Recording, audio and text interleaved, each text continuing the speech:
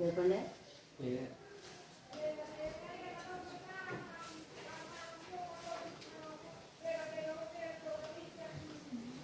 వచ్చిన మీ అందరికీ మన ప్రభువును రక్షకుడైనటువంటి యేసుక్రీస్తు పరిశుద్ధ నామములో వందనాలు చెల్లించుకుంటున్నాం. వాక్యంలోకి వెళ్దాం. కొద్ది నిమిషాలు దేవుని యొక్క వాక్యాన్ని మనం ఆలోచిద్దాం.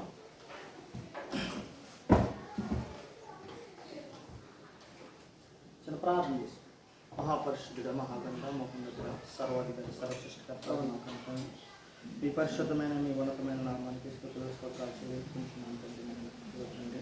ఇంతవరకు పాటలు రాకుండా పరిచయం ఆరాధన తండ్రి వాక్యములకు వెళుతుండగా మీరు తగిన సహాయం దయచేసి పూర్తిగా మనవి చేసి ఈ పరిశుద్ధాత్మ సహకారంతో తండ్రి నేను చెప్పవలసిన సామర్థ్యంగా చెప్పడానికి మీరు ప్రభుత్వం తండ్రి బలపరచండి, తగిన సహాయాన్ని దయచేయమని వేడుకుంటున్నాను తండ్రి. అయినా మీరు తోడు ఈ కార్యక్రమం అంతటి నేను నడిపించమని నేను కూర్చున్నాను.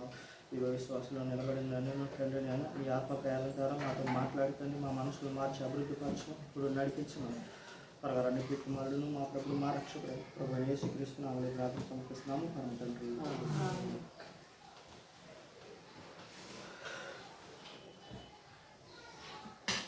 గత గడిచినటువంటి వారం మనం కొన్ని విషయాల గురించి ఆలోచించుకున్నాం. మొట్టమొదటిగా దేవుడు మొదటి మానవుని చేసుకున్నప్పుడు తనలోని ఆత్మ భాగాన్ని దేవుడు ఏం చేశాడు, మొదటి మనుషుడైనటువంటి ఆదాములోనికి పంపడం అనేది మనం చూసాం. ఆ ఆదాము నుండి ఇప్పటి వరకు కూడా దేవుని యొక్క ఆత్మ భాగాలుగా మనమందరము కూడా ఈ భూమి మీదకి దేవుని పిల్లలుగా వస్తున్నాం. అయితే దేవుడు ఏదైతే తనలోని భాగాన్ని అంటే తన పిల్లలను ఈ భూమి మీదకి పంపాలని సంకల్పంతో దేవుడు మొట్టమొదటిగా ప్రేమించి మనలను ప్రేమించి మన కోసం మనం రాక మునిపి ఈ సృష్టి అంతటిని చేసి తనలోని భాగాన్ని మొట్టమొదటి ఆదాములోనికి పంపడం, ఆదాములో నుండి మరలా గాఢనిద్ర ఆదాము గాఢనిద్ర కలుగజేసి స్త్రీని చేయడం, ప్రక్కడెముక తీసి ఈ విషయాలన్నీ మనకు తెలుసు. అయితే దేవుడి దగ్గర ఉన్నటువంటి ఆత్మ, దేవుడిలో నుండి వచ్చినటువంటి ఆత్మ భాగాలుగా ఉన్న మనము ఒకప్పుడు ఎలా ఉన్నాం దేవునితో అంటే దేవునితో డైరెక్ట్గా మాట్లాడే అనుభవంలో ఉన్నాం. ఒకప్పుడు ఎప్పుడు ఆదాము అవ్వలు పాపం చేయకముందు దేవుని యొక్క సహవాసంలో ఉన్నారు, దేవుని యొక్క రిలేషన్లో ఉన్నారు, దేవునితో సంబంధం కలిగి ఉన్నారు. వాళ్ళు ఎలా ఉండేవారు, ఆదాము ప్రతి సల్లపూట సమయాన్ని వచ్చి ఆదాము అవ్వలతో మాట్లాడేవాడు, ఆదాము అవ్వలతో ఏమనేవాడు, మాట్లాడుకునేవారు డైరెక్ట్గా. అలాంటి సంగత్యాన్ని, అలాంటి సంబంధాన్ని, అలాంటి స్నేహాన్ని ఆదాము అవ్వలు ఎప్పుడైతే పాపం చేశారో, ఎప్పుడైతే ఆజ్ఞను అతిక్రమించి పాపం చేశారో అప్పుడు ఏమైపోరు, వీళ్ళు ఈ యొక్క సహవాసం నుండి దూరం అయిపోరు. ఈ సహవాసం నుండి దేవునితో రిలేషన్ ఏదైతే ఉందో ఆ రిలేషన్ నుండి దూరం అయిపోయి అప్పుడు దేవుడు ఏమన్నాడో, నేను ఇచ్చినటువంటి ఆజ్ఞను అతిక్రమిస్తే ఒకవేళ ఈ ఫలాన్ని కనుక మీరు తింటే నిశ్చయముగా చచ్చెదరు అన్నాడు. అన్నాడా లేదా? అయితే వాళ్ళు తిన్నంటే చనిపోయారా? చావలేదు. తిన్నంటే వాళ్ళు భౌతిక సంబంధమైన దేహానికి మరణం రాలేదు, కానీ ఆత్మ సంబంధమైన దేహానికి ఏమొచ్చింది మరణం. అంటే దేవునికి దూరం అవ్వడమే మరణం. అర్థమైంది ఇప్పుడు మీకు? మరణం అంటే ఏంటంటే మనం దేవునికి దూరం కావడమే మరణం.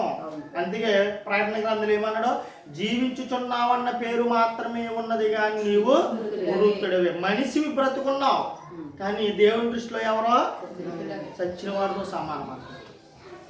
ఎప్పుడైతే ఆదాము అవ్వలు దేవుని యొక్క ఆజ్ఞను అతిక్రమించి వద్దన్న పని చేసి పాపాన్ని మూట కట్టుకున్నారో అప్పుడు వాళ్ళు ఏమైపోయారు, ఆజ్ఞను అతిక్రమించి మృతులుగా మారిపోయారు.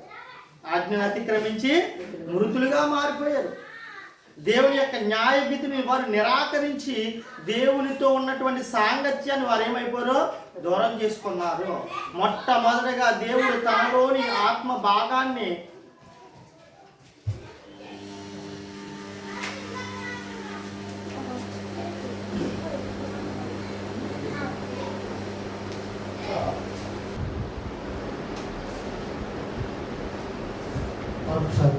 అందరికీ ప్రభు రక్షకుడైనటువంటి యేసుక్రీస్తు పరిశుద్ధ నామములో శుభములు తెలియజేసుకుంటున్నాం. మొట్టమొదటిగా దేవుడు తన ప్రణాళిక చొప్పున ఈ భూమి మీదకి పిల్లలు కావాలని, తాను పరిశుద్ధుడు కనుక నా పిల్లలు కూడా ఎలా ఉండాలనుకున్నాడో పరిశుద్ధులుగా ఉండాలనుకున్నాడు. అలా అనుకుని దేవుడు అనాది సంకల్పంలో, అంటే జగత్తు పునాది వేయ పడక మునిపంటే సుమారు కొన్ని కోట్ల సంవత్సరాల క్రితమే దేవుడు తనకు పిల్లలు కావాలనుకున్నాడు. తనకు పిల్లలు కావాలనుకుని దేవుడు ఏం చేశాడు? ఆ పిల్లలకి ఎటువంటి లోటు లేకుండా, కష్టము రాకుండా, ఎటువంటి ఇబ్బంది లేకుండా సర్వ సృష్టిని కూడా ఎవరి కోసం చేశాడు? తన పిల్లల కోసం చేశాడు. దేవుడు తన పిల్లల కోసము ఈ అనంత విశ్వాన్ని చేసి కొన్ని కోట్ల సంవత్సరాలు ఊరికే రాలేదు. అదేమి దేవుని యొక్క కష్టములో నుండి దేవుని యొక్క శక్తి దారబోతే వచ్చింది. ఈనాటికి ఈ సృష్టి ఎలా ఉంది అంటే కనుక, ఈ సృష్టిలో ఉన్న ప్రతి గ్రహము కానివ్వండి, ప్రతిదీ కూడా పని చేస్తుందంటే కనుక దాని వెనకున్నది ఎవరంటే దేవుని యొక్క శక్తి. దేవుడు తన శక్తి చేత ఏం చేస్తున్నాడు? ఈ అనంత విశ్వాన్ని తిప్పుతున్నాడు. తిప్పి దేవుడు మొట్టమొదటిగా ఆదాముని చేసి, ఆ ఆదాములోనికి ఏం పంపించాడంటే ఒక బొమ్మను చేసి, మట్టి బొమ్మను చేసి, నేల మట్టితో నరుని నిర్మించి వాని నాసికా రంధ్రములలో నుండి ఏముదంట?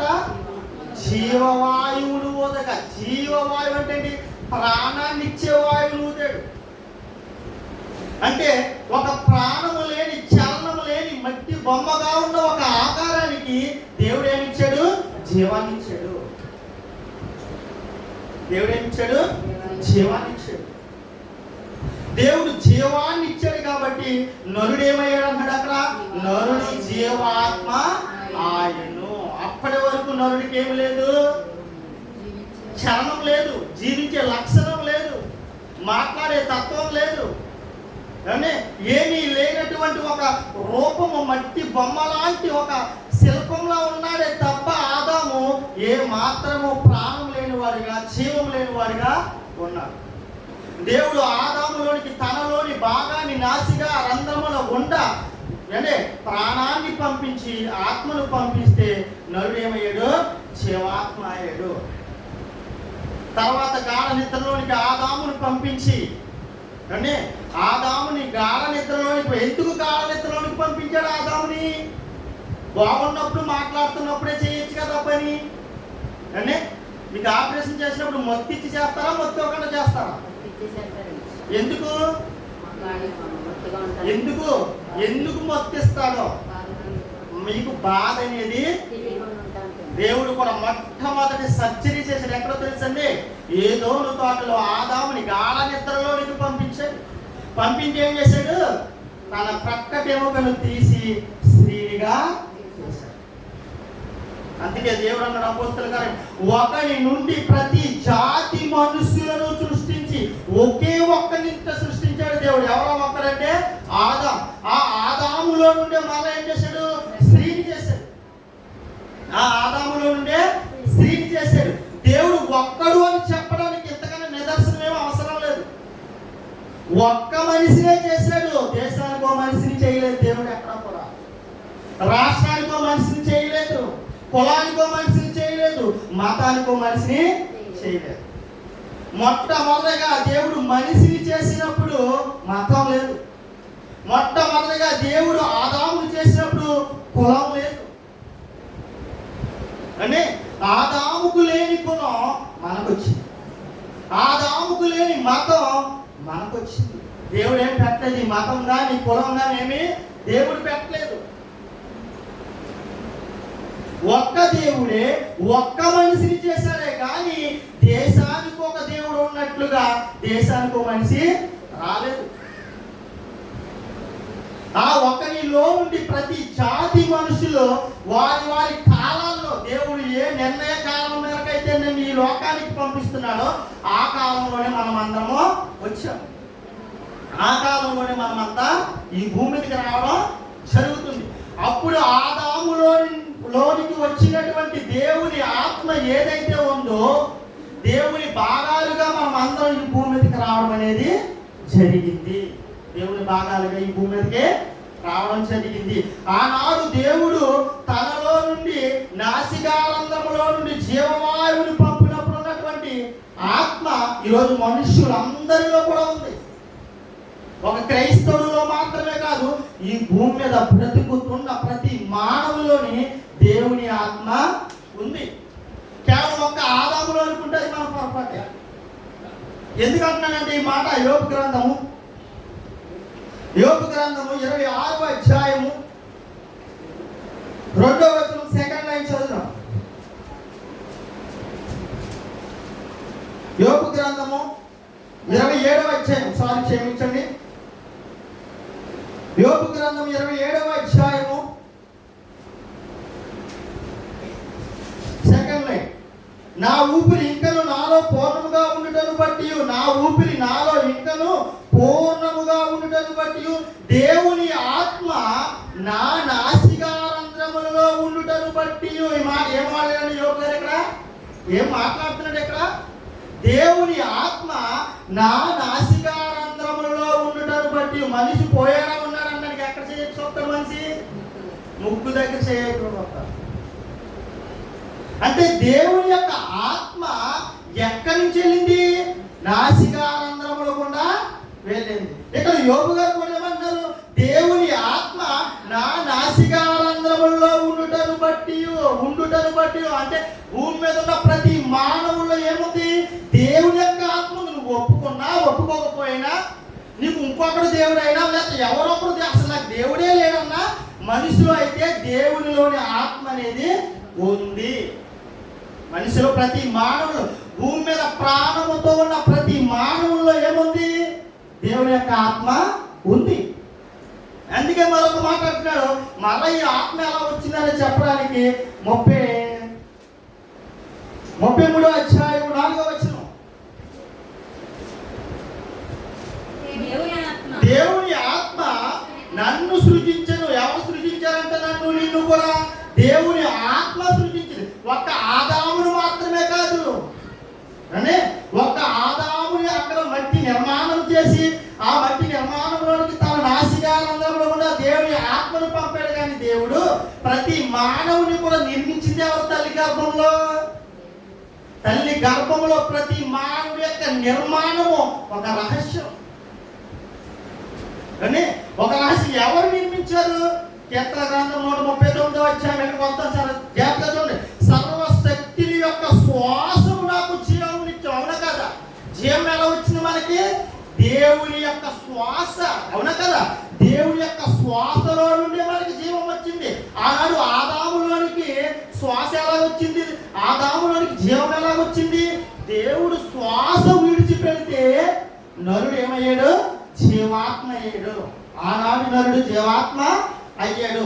అది కేవలం ఆనాడు మాత్రమే కాదు, తరతరాలు దాటుకుంటూ వస్తున్నటువంటి మానవుల ప్రతి మానవుల్లో కూడా ఏముంది? ఇప్పుడు జీవాత్మ అనేది ఉంది. దేవుని ఆత్మ అనేది ప్రతి మానవులోనే ఉంది. కాదనడానికి ఎక్కడ కూడా అవకాశం లేదు. ఎక్కడ అవకాశం లేదు. ఎంతవరకు బాగా. అందుకే మనం ప్రతి మానవుని నిర్మించింది ఎవరంట? తల్లి గర్భంలో. కీర్తన గ్రంథం 139వ అధ్యాయము చదవండి. మొదటి నుంచి కాదమ్మా, కరెక్ట్గా పాయింట్ చదవడం సరిపోదు. నా అంతరేంద్రియములలో నీవే కలగజేసి వినట్టట. నా అంతరేంద్రియములను అంటే నా లోపల యొక్క అవయవ నిర్మాణాన్ని కలగజేసింది ఎవరు? దేవుడే. ఎవ్వరూ కలగజేయలేదు. ఒక కంటికి కనబడనటువంటి ఒక సూక్ష్మ జీవిగా ఉన్నటువంటి నేను ఎక్కడికి వెళ్ళాను? నా తల్లి యొక్క గర్భంలోనికి ప్రవేశించినప్పుడు ఒక చిన్న బంతిన, ఎంత బంతి? కంటికి కనబడిన ఒక బంతిలో తయారు. దాన్ని మనడు పిండమునై ఉండగా అన్నాడు. నా తల్లి గర్భమందు నీవు నన్ను నిర్మించిన వాడు నీవే. నా తల్లి గర్భములో నేనుండగా నన్ను నిర్మించింది ఎవరు? నీవే. ఈ విషయం తెలియక ఈ భూప్రపంచం అంతా ఏమనుకుంది? మనిషి కోతు నుండి వచ్చాడు. ఆ యొక్క అవయవాలుగా మొదట ఏమయ్యాడు? ఆది మానవుడు అయ్యాడు కోతులోంచి. తోట కొంచెం కొంచెం కొంచెం అయిపోయింది. ఒక కాలం వచ్చేటప్పటికి ఆయనకి ఏమని పేరు పెట్టారు? ఆది మానవుడు. తోకున్నోడు ఎవడో ఆది మానవుడు. ఒళ్ళంతా కూడా ఏమంటే కోతుకున్న బొచ్చు ఉంటుంది, వాడు ఆది మానవుడు అని చెప్పాడు. రైట్ అంటారు అసలు? అని అసలు కోతి ఎలా వచ్చింది? దేవుని నోటిలో నుండి మాట వల్ల పుట్టింది కోతి. కోతి ఎలా వచ్చింది? దేవుళ్ళని భాగం కాదు, దేవుడు కలుగు కాక అంటే కలిగింది అది. ఏది? కోతి. ఈ భూమి మీద ఉన్న జంతువులు కానివ్వండి, అంటే జీవమున్న ప్రతి ప్రాణి కానివ్వండి, ఎలా వచ్చింది? దేవుని యొక్క మాట వల్ల కలిగి. ఆది కన్నా మొదటి అధ్యాయం చూసుకోండి కావాలండి. దేవుని యొక్క మాట, నువ్వు కలుగుగాక, జంతువులు కలుగుగాక, పక్షులు కలుగుగాక, సముద్రపు చేపలు కలుగుగాక అంటే కలిగినవన్నీ దేవుని మాట వల్ల కలిగినవి. అవన్నీ ఎవరంటే? అవన్నీ ఎవరు? దేవదూతలు. దేవుని మాట వలన కలిగినటువంటి దేవదూతలు వాటి స్వరూపాన్ని మార్చి ఈ సృష్టిగా మారి, దేవుని యొక్క దేవదూతలు సేవకులైన ఆత్మలు వాటి స్వరూపాన్ని మార్చి ఏమైంది? ఈ భూమి మీద మనుషుల యొక్క ఆకలి తీర్చడానికి మనకు అవసరమైన ప్రాణాలుగా మారిపోయి, అంటే ప్రాణాలుగా మారిపోయి.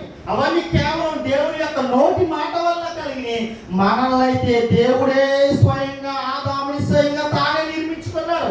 అంత మాత్రమే కాదు, ఆ ఆదాములోనికి జీవాన్నిచ్చే ఆత్మని తనలో నుండి పంపించాడు. ఇంకేం కావాలి దేవుడి కుమారుడు అని చెప్పడానికి? అంటే బైబిల్ చదవక దేవుని యొక్క జ్ఞానం లేక పండితులందరూ ఏమనుకున్నారు? మనిషి కోతి నుండి వచ్చాడు. అసలు కోతికి మనిషికి సంబంధం లేదు. అంటే కోతికి మనిషికి ఏ సంబంధమో లేదు. అంటే కొంచెం దగ్గర పోలిక ఉంటే దాని నుంచి పుట్టినట్టేనేంటి? మన నాన్న ఎవడు? ఇప్పుడు దేవుడు. నేను దేవుడిలో నుండి వచ్చాను కాబట్టి నాకు తండ్రి ఎవరంటే దేవుడే. నాకు దేవుడు కూడా ఎవరు? నన్ను కన్నవాడు దేవుడు. ఎవరు? తండ్రి అయినటువంటి దేవుడే. ఒకవేళ నేను కోతుండి పుట్టామన్నామనుకో, మా నాన్న ఎవడవుతాడు? ఇప్పుడు కోతి అవుతాడు. నీ దేవుడు ఎవరవుతాడు? ఇప్పుడు కోతి అవుతాడు. అర్థమవుతుందండి? మనం ఎక్కడి నుంచి పుట్టామని దేవుడు రాస్తున్నాడు ఇక్కడ. తనలో నుండి మనం అందరము ఆయన నిర్మించిన తర్వాత తనలోని ఆత్మ భాగం మనలోనికి వచ్చిందని చెప్పాడు.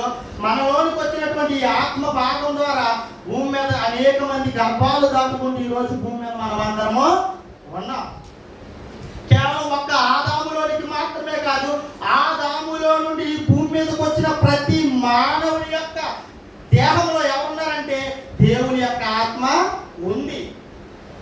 దేవుని యొక్క ఆత్మ ఉంది. అది ఎలా వచ్చింది అన్నాడు? నాసికా రంధ్రముల గుండా వచ్చిందని చెప్తాడు. దేవుని యొక్క శ్వాసము నన్ను ఏం చేసింది అన్నాడు? దేవుని యొక్క శ్వాసము నన్ను ఏం చేసింది అన్నాడు? యోగ గ్రంథంగా చదువుకున్నాం కదండి 33. నన్ను సృజించింది. దేవుని యొక్క శ్వాసము నన్ను సృజించిందంట. ఆయన ఊపిరి విడవగా మనం సృష్టింపబడ్డామంట. ఆయన తనలోని యొక్క శ్వాసను పంపితే మనం సృష్టింపబడ్డామంట. అంటే తనలోని ఆత్మ మనలోనికి వచ్చింది. అది ఆదాములో జరిగింది. తర్వాత గర్భాలు దాటుకుంటూ దేవుడి మనం అందరం అనేక గర్భాలు దాటుకుంటూ ఈ భూమి మీదకే వస్తాం. మరి తల్లి గర్భంలో నిర్మించింది ఎవరంటే ఇక్కడ రాయబడినటువంటి నా అంతరేంద్రియము నీవే కలుగు చేసితివి, నా తల్లి గర్భమందు నన్ను నిర్మించిన వాడవు నీవే. అవయవాలు ఎలా తయారవుతున్నాయో ఎవ్వరికి తెలియదు. అంటే తల్లి గర్భంలో అవయవాలు ఎలా పుడుతున్నాయో ఎవరికి తెలియదు. స్కానింగ్ చేసి ఏమంటాడు? పలానా అవయవం లోపంలో ఉంది, పని లేదు. చెయ్యొచ్చు కదా డాక్టర్లు, ఆ అవయవాన్ని పుట్టించచ్చు కదా తల్లి గర్భంలో. వారి వల్ల కాదు. ఎవరు చేయాలి నిర్మాణం? దేవుడే చేయాలి. ఎవరు చేయాలి నిర్మాణం? మానవ దేహం యొక్క నిర్మాణం చేయాలంటే ఎవరు చేయాలి? దేవుడు చేయాలి. సైంటిస్ట్ ఏం చేస్తున్నాడు అంటే రోబోని కనిపెట్టాడు. మనిషిలాగా ఉన్నటువంటి ఒక మిషన్ కనిపెట్టాడు. మిషన్ని కనిపెట్టి ఏం చేశాడు? మళ్ళా ఆ మిషన్కి మానవ దేహంలో ఉన్నటువంటి ఒక శరీరాన్ని అంటే తెల్ల తోలుని అమర్చాడంతే. కానీ దేవుడు చేసినట్టుగా మనిషిని ఏ సైంటిస్టు చేయలేదు. ఆనాడు వచ్చినటువంటి దేవుని ఆత్మ ఆదాము అవ్వలు ఎప్పుడైతే పాపం చేశారో అప్పుడు దేవుని ఆత్మ మనలోంచి వెళ్ళిపోలేదు. ఏనాడు వచ్చింది దేవుని ఆత్మ? నాసికారంధ్రముల గుండా మనలోనికి వచ్చినటువంటి ప్రాణాన్ని ఇచ్చినటువంటి దేవుని ఆత్మ ఏదైతే ఉందో అది భూమి మీద ఉన్న ప్రతి మానవులోనే ఉంది. కానీ ఆదామవులు ఏం పోగొట్టుకున్నారు? అక్కడ పాపం చేసంటే దేవునితో స్నేహాన్ని పోగొట్టుకున్నారు, దేవునితో రిలేషన్ పోగొట్టుకున్నాడు, దేవునితో సంబంధాన్ని పోగొట్టుకున్నాడు. ఒకప్పుడు దేవునితో దగ్గరగా ఉండి దేవునితో మాట్లాడినటువంటి మానవుడు దేవునికి ఏమైపోయాడు? దూరం అయిపోయాడు. ఎక్కడ మొదలైంది అంటే మొట్టమొదటి ఆదాం దగ్గరే మొదలైంది. ఎక్కడ మొదలైంది? ఆనాడే మొదలైంది. అలాగని దేవుడు ఆత్మ తీసేస్తే మనం అందరం ఈరోజు భూమి మీదకే రా. ఆ ఆత్మ వేరు, పరిశుద్ధ ఆత్మ వేరు. తనలో నుండి వచ్చినటువంటి నాసికారంధ్రములో నుండి వచ్చినటువంటి దేవుని ఆత్మ వేరు, పరిశుద్ధ ఆత్మ వేరు. అక్కడ వాడబడినటువంటి పేరు వేరు, దేవుడు ఆత్మ వేరు, జీవం వేరు అండి. అయితే ఈ భూమి మీద ప్రతి మానవుని ఆత్మ ఉంటుంది, కానీ వాడు దేవుడు కాలేకపోతున్నాడు. ఎందుకు? దైవత్వాన్ని పోగొట్టుకున్నాం కాబట్టి. ఎక్కడ పోగొట్టుకున్నాం? మొట్టమొదటిగా ఆదాము పాపం చేశాడు. ఆదాము పాపం చేసి ఏం చేశారు? దైవత్వాన్ని కోల్పోయి ఏదోను తోటలో నుండి నెట్టివేయబడ్డప్పుడు దేవునితో ఉన్నటువంటి సహవాసము, దేవునితో ఉన్నటువంటి సాంగత్యము, దేవునితో ఉన్నటువంటి ప్రేమ ఆ యొక్క ఆప్యాయత, ఆ రిలేషన్, తండ్రి కుమారుల మధ్య ఉన్నటువంటి రిలేషన్ ఏమైపోయింది? పోగొట్టుకున్నాం. అలాగే ఈ భూమి మీద ఆదాము గర్భం నుండి ఈ భూమి మీదకి వస్తున్నటువంటి మానవులందరూ కూడా దేవునికి దూరం అయిపోయి దేవుని యొక్క ప్రేమను కానీ దేవుని యొక్క శక్తిని కానీ వారు గుర్తెరగకుండా నిత్య నరకానికి జారిపోతుంటే దేవుడు ఏం చేశాడు తెలుసండి? మనలను ప్రేమించి, దేవుడు ఏం చేశాడు? మనలను ప్రేమించి, దేవునికి ముందే తెలుసు కాబట్టి దేవుడు తన కుమారుని లోకానికి కాలం పరిపూర్ణమైనప్పుడు దేవుడు ఏం చేశాడు? మరలా ఈ లోకానికి తన కుమారుని పంపించాడు. ఎందుకు పంపించాడు? ఒకప్పుడు ఆదాము అవ్వలు ఏ బంధాన్ని అయితే దేవునికి నరులకి మధ్య ఉండవలసి ఏ బంధాన్ని అయితే పోగొట్టుకున్నాడో ఆ బంధాన్ని తిరిగి కట్టడానికి దేవుడు తన కుమారుని పంపించాడు. కానీ దేవునిలో నుండి వచ్చినటువంటి జీవాత్మ అయితే ప్రతి మానవులోనే ఉంది. అది ఒప్పుకున్నా ఒప్పుకోకపోయినా ప్రతి మానవులోనే ఉంది. ఇంతకీ దేవుడు ఎందుకు ఇచ్చాడు ఈ జన్మ అంటే ఏమంటున్నాడు? ఆ మాట కూడా దేవుడే చెప్పాడు. దేవుని తలవలాడి కనుగొందురేమో అని అంటే ఒక నిర్ణయ కాలాన్ని ఏర్పరిచి మనిషికి కాలాన్ని ఇచ్చి లోగను చచ్చే లోగ నువ్వేం చేయాలి? నిన్ను కన్నోడెవడో నువ్వు తెలుసుకోవాలి. తెలుసుకోకపోతే నిశ్చనర్థం. నిన్ను కన్న తండ్రి ఎవరో తెలియకపోతే నీకు ఆస్తి ఎక్కడి నుంచి వస్తుంది? రాదు. వస్తుందండి. కానీ తప్పిపోయాం మనం. తండ్రి దగ్గర ఆస్తి ఉంది, బోలు ఆస్తి ఉంది, ఐశ్వర్యం ఉంది అండి. తండ్రి దగ్గర బోలు ఆస్తి, అంతస్తులు, మేడలు, మిద్దులు ఉన్నాయి. కానీ తప్పిపోయాను. నా నాన్న ఎవడో నాకు తెలియలేదు. నాకు ఆస్తి వస్తుంది, దక్కుతుంది, నాకు ఆస్తి దక్కదు. అలాగే ఆదాము అవ్వలు చేసినటువంటి పాపం నుండి ఈ భూమి మీదకి వచ్చిన ప్రతి మానవుడు దేవుడు ఎవరో తెలియకుండా ఏమైపోయారు? మోసంలోనికి వెళ్ళిపోయి వాడి ఇష్టానుసారి ఈ భూమి మీదకి ఎందుకో వచ్చాం, ఎందుకో పుట్టాం, కాలం చెల్లిపోయిన తర్వాత వెళ్ళిపోతున్నాం అనుకుంటున్నాం. కాలం చెల్లిన తర్వాత వెళ్ళిపోతాం అనుకుంటున్నాం. వెళ్ళం అక్కడే ఉంది అసలు పాయింట్. దేవుడు ఎప్పుడైతే మానవ యొక్క నిర్మాణంలోనికి దేవుడు తన ఆత్మని ఈ దేహంలోనికి పంపాడో మనిషి తన దేహాన్ని విడిచిపెట్టిన తర్వాత ఆత్మ ఎక్కడికి వెళ్ళిపోతుంది? వెళ్ళవలసిన తలాకి వెళ్ళిపోతుంది. దేవుణ్ణి ఎరిగిన వాడిగా ఉండి దేవుని తెలుసుకుని దేవుని ఇష్టానుసారంగా బ్రతికేమనుకోండి ఎక్కడికి వెళ్తాం? మళ్ళా నరులారా తిరిగి రండి అన్నారు కదా, ఆయన దగ్గరికి వెళ్తాం. ఒకవేళ మనం దేవుని ఎరగకుండా ఉండిపోయామనుకోండి, ఈ భూమి మీద ఆయుష్ కాలంలో దేవుని ఏమాత్రం గుర్తించకుండా బ్రతికేసామనుకోండి ఎక్కడికి వెళ్తాం? తప్పిపోయిన కుమారుడికి ఏముంటుంది? ఆస్తి ఉంటుందా? ఐశ్వర్యం ఉంటుందా? దిక్కుమాలు సాగే ఉంటుంది. దేవుని తెలియకుండా చచ్చిపోతే నీ ఆత్మ నిత్య నరకానికి జారడం. ఈ ఆత్మ ఎక్కడి నుంచి వచ్చింది? ఆదాములోనికి దేవుడు పంపాడు. చూసావా? ఆ ఆత్మ ఎప్పుడు వెళ్తుందంటే ఈ భూమి మీదకి ఆదాము ద్వారా ఈ భూమి మీదకి వచ్చినటువంటి ఆత్మ ఏదైతే ఉందో ఆ ఆత్మ మనిషి దేహాన్ని విడిచిపెట్టి ఎప్పుడైతే ఈ యొక్క దేహము చలనం లేనిగా పడుతుందో మరణించాలని ఎప్పుడైతే చెబుతున్నామో అప్పుడే ఆత్మ మనలో నుంచి వెళ్ళిపోతుంది. బ్రతుకుండగా ఈ ధ్యానంలో ఉండగా మనం దేవుని గుర్తెరిగేమా, దేవుడు ఉన్న లోకానికి వెళ్ళే అవకాశం ఉంది. ఒకవేళ దేవుని గుర్తెరగలేదా, మనం దారి తప్పి ఎక్కడికి వెళ్ళిపోతాం, ఇచ్చిన నరకానికి. అలా వెళ్ళకూడదని దేవుడు ఏం చేశాడు, తన కుమారుడైన క్రీస్తుని పంపించి, దేవుడు ఎవరు, దేవుడి ప్రేమ ఏంటి, దేవుడి యొక్క లక్షణం ఏంటి, నిజమైన దేవుడు ఉండవలసిన క్వాలిఫికేషన్ ఏంటి, సమస్తాన్ని బయటపరిచాడు. ఎవరి ద్వారా, తన కుమారుడైనటువంటి క్రీస్తు ద్వారా. తన కుమారుడైన క్రీస్తు ద్వారా దేవుడు ఎవరు, దేవుడి లక్షణాలు ఏంటి, దేవుడి యొక్క శక్తి ఏంటనేది ప్రపంచానికి తెలియజేశాడు. మనిషి పాపంతో చచ్చిపోతే దేవుడికి దూరం అయిపోతున్నాడని తెలియజేశాడు. పాపంతో చచ్చిపోయి దేవుడికి తెలియకుండా మరణిస్తే కనుక నిత్య నరకానికి వెళ్ళిపోతున్నాడని తెలియజేశాడు. తెలియజేసి దేవునికి నరులకి మధ్యవర్తిగా ఈ లోకానికి ఆయన వచ్చాడు. ఈ లోకానికి వచ్చి దేవునితో సాంగత్యాన్ని మనకి, ఆయన రాకపోతే ఈ రోజు మనం అందరం ఇక్కడ కూర్చున్నామండి. ఆ ప్రభువే కనుక ఈ లోకానికి రాకపోతే అన్ని జనులుగా ఉన్న మనము దేవుని యొక్క సంఘంలో కూర్చున్నామా, కూర్చోలేము. ఏ స్నేహాన్ని అయితే, ఏ బంధాన్ని అయితే, దేవునితో ఉండవలసిన బంధాన్ని ఆదాము చేసినటువంటి పాపాన్ని బట్టి మనం అందరం దేవునికి దూరం అయిపోయామో, మరలా ఆ బంధాన్ని కట్టడానికి రెండవ ఆదాముగా ఈ లోకానికి వచ్చాడు. అంటే రెండవ ఆదాముగా ఆయన ఈ లోకానికి వచ్చాడు ఆయన. అందుకే అంటున్నాడు, ఆత్మయే జీవింపచేయుచున్నది కానీ కేవలము శరీరము నిష్ప్రయోజనము. మొదటి ఆదాము చూడండి, కొరింథీయులకు రాసినటువంటి మొదటి పత్రిక 15వ అధ్యాయం, కొరింథీయులకు రాసినటువంటి మొదటి పత్రిక 15వ అధ్యాయము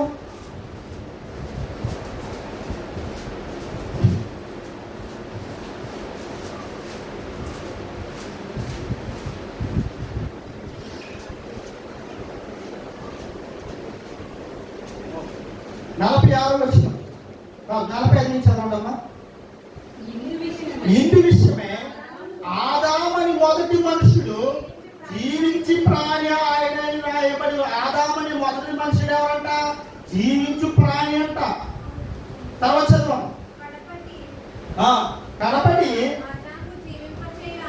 కడపటి ఆదాము జీవింపచేయు ఆత్మ ఆయను. మొదటి ఆదామేమో జీవింపచేయు ప్రాణి, రెండో ఆదామేమో జీవింపచేయు ఆత్మ. రెండో ఆదాం ఎవరు, రెండో ఆదాం ఎవరు తెలుసుకోవడం అర్థమవుతుంది. ఆత్మ సంబంధమైనది, ఆత్మ సంబంధమైన శరీరము మొదటి కలిగినది కాదు, ప్రకృతి సంబంధమైనదే మొదట కలిగినది. ఆత్మ సంబంధమైనది మొదట కలిగినది కాదు, ప్రకృతి సంబంధమైనదే మొదట కలిగినది, తరువాత ఆత్మ సంబంధమైనది. మొదటి మనుషుడు భూ సంబంధి, మట్టి నుండి పుట్టినవాడు. మొదటి మనుషుడు ఎవరంట, భూ సంబంధి, మట్టి నుండి పుట్టినవాడు. మనం అందరం ఎక్కడి నుంచి పుట్టాం, మట్టిలో నుండి పుట్టాం. మట్టిలో నుండి ఈ దేహాన్ని తీసాడు దేవుడు ఆదాముని. కానీ యేసు ప్రభు అలా మట్టిలో నుండి తీయబడిన వాడు కాదు. అలాగా ఆ ఆదాము గర్భంలో నుండి వచ్చిన వాడు కూడా కాదు. ఇక్కడ వ్యత్యాసం అర్థమైందండి. ఆదాము ద్వారా ఈ భూమి మీదకి మనం అందరం వస్తున్నాం, కానీ యేసు ప్రభు మాత్రం అలా రాలేదు. మట్టి నుండి పుట్టిన వాడిలో నుండి రాలేదు ఆయన, పరలోకములో నుండి వచ్చాడు ఆయన. అందుకే మన ఇక్కడ కింద వచ్చిన వాళ్ళు చదవం. రెండవ మనుషుడు ఆదామని మొదటి మనుషుడు జీవించు ప్రాణి ఆయను అని రాయబడింది. కడపటి ఆదాము జీవింపజేయు ఆత్మ ఆయను. ఆత్మ సంబంధమైనది మొదట కలిగినది కాదు, ప్రకృతి సంబంధమైనది మొదట కలిగినది, తర్వాత ఆత్మ సంబంధమైనది. మొదటి మనుషుడు భూ సంబంధి, మట్టి నుండి పుట్టినవాడు. రెండవ మనుషుడు పరలోకము నుండి వచ్చినవాడు. రెండవ మనుషుడు ఎక్కడి నుంచి వచ్చాడట, పరలోకము నుండి వచ్చినవాడు. మట్టి నుండి పుట్టినవాడు ఎట్టువాడు, మట్టి నుండి పుట్టినవారు అట్టువారు. పరలోక సంబంధి ఎట్టువారు, పరలోక సంబంధులను అట్టువారు. మరియు మనం మట్టి నుండి పుట్టిన వారి పోలికను ధరించిన ప్రకారము పరలోక సంబంధి పోలికయు ధరించుము. మట్టి నుండి పుట్టిన వారి యొక్క శరీరాన్ని ధరించుకున్నామా, ధరించుకున్నాం కదా. అలాగే పరలోక సంబంధి అయిన వాడి శరీరాన్ని కూడా, పోలిక కూడా ధరించుకుంటాం అంటున్నాడు. ఎలా ధరించుకుంటాం అంటే మనం ఎలా ధరించుకుంటాం? ఆదాము ద్వారా ఏ సాంగత్యాన్ని అయితే పోగొట్టుకున్నామో, ఆదాము ద్వారా దేవునికి మనిషికున్న సంబంధాన్ని ఎప్పుడైతే తెంచేసుకున్నామో అప్పుడు మనిషికి ఏమి లేదు, పరలోక సంబంధి అయిన వాని పోలిక లేదు. మరలా ఎవరి ద్వారా ప్రాప్తిస్తుంది? మనకి యేసు ప్రభు ద్వారా మాత్రమే వస్తుంది. ఆ యేసు ప్రభు ద్వారా ఎలా వస్తుంది? యేసు ప్రభు ఈ లోకానికి వచ్చాడు అండి. ఈ లోకానికి వచ్చి సర్వ మానవాళి పాప క్షమాపణ కొరకు తన్ను తాను సిలువపై ప్రాణాన్ని పెట్టాడు, రక్తాన్ని చిందించాడు, శరీరాన్ని నలగొట్టుకున్నాడు. నలగొట్టుకుని ఏం చేశాడు? తను ఎందరైతే ప్రభు అని విశ్వసిస్తారో, తను ఎందరైతే యేసుని ప్రభు అని విశ్వసిస్తారో, తను ఎందరైతే ఈయనే రక్షకుడు వేరొక రక్షకుడు లేడని విశ్వసిస్తారో, తను ఎందరైతే ఈయన క్రీస్తుని విశ్వసిస్తారో వారందరిలోకి ఏమొస్తుంది? ఒకనాడు పోగొట్టుకున్నా చూసారా దేవుడితో సంబంధం, ఆ సంబంధాన్ని కలగజేస్తాడు. ఎలా కలగజేస్తాడు? మనకే ఎలా కలగజేస్తాడో, ఏ కారణం చేత కలగజేస్తాడో, ఒకప్పుడు పోగొట్టుకున్నటువంటి దేవునితో ఉన్నటువంటి సహవాసాన్ని మరలా ఎలా కలగజేస్తాడు? అన్నిటికీ ఆత్మీయమూలం మరలా చెప్తున్నాడు. మనిషి బ్రతుకుండాలంటే దేవుడు ఇచ్చినటువంటి ఆత్మ ఉండాలి. మొదటి ఆదాములోకి వచ్చిన ఆత్మ ప్రతి మానవుల్లో ఉండాలి. ఏది? భౌతికంగా బ్రతుకుండాలంటే. ఆత్మీయంగా ఏమైపోయామో, ఆదాము చేసిన పాపాన్ని బట్టి నెట్టివేయబడి చచ్చిపోయాము లేదా? ఆత్మీయంగా దేవుడి దృష్టిలో చచ్చిపోయాం. మరలా ఆత్మీయంగా బ్రతికింపబడాలంటే మనం ఏం చేయాలి? యోహాను రాసిన సువార్త 3వ అధ్యాయము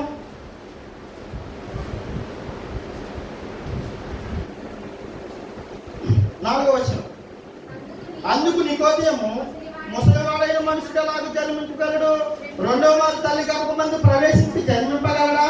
ఆయన అడగా యేసు ఇట్లనెను, ఒకరు నీటి మూలముగాను ఆత్మ మూలముగాను జన్మించితేనే గాని దేవుని రాజ్యములో ప్రవేశింపలేడని నీతో నిశ్చయముగా చెప్పుచున్నాను.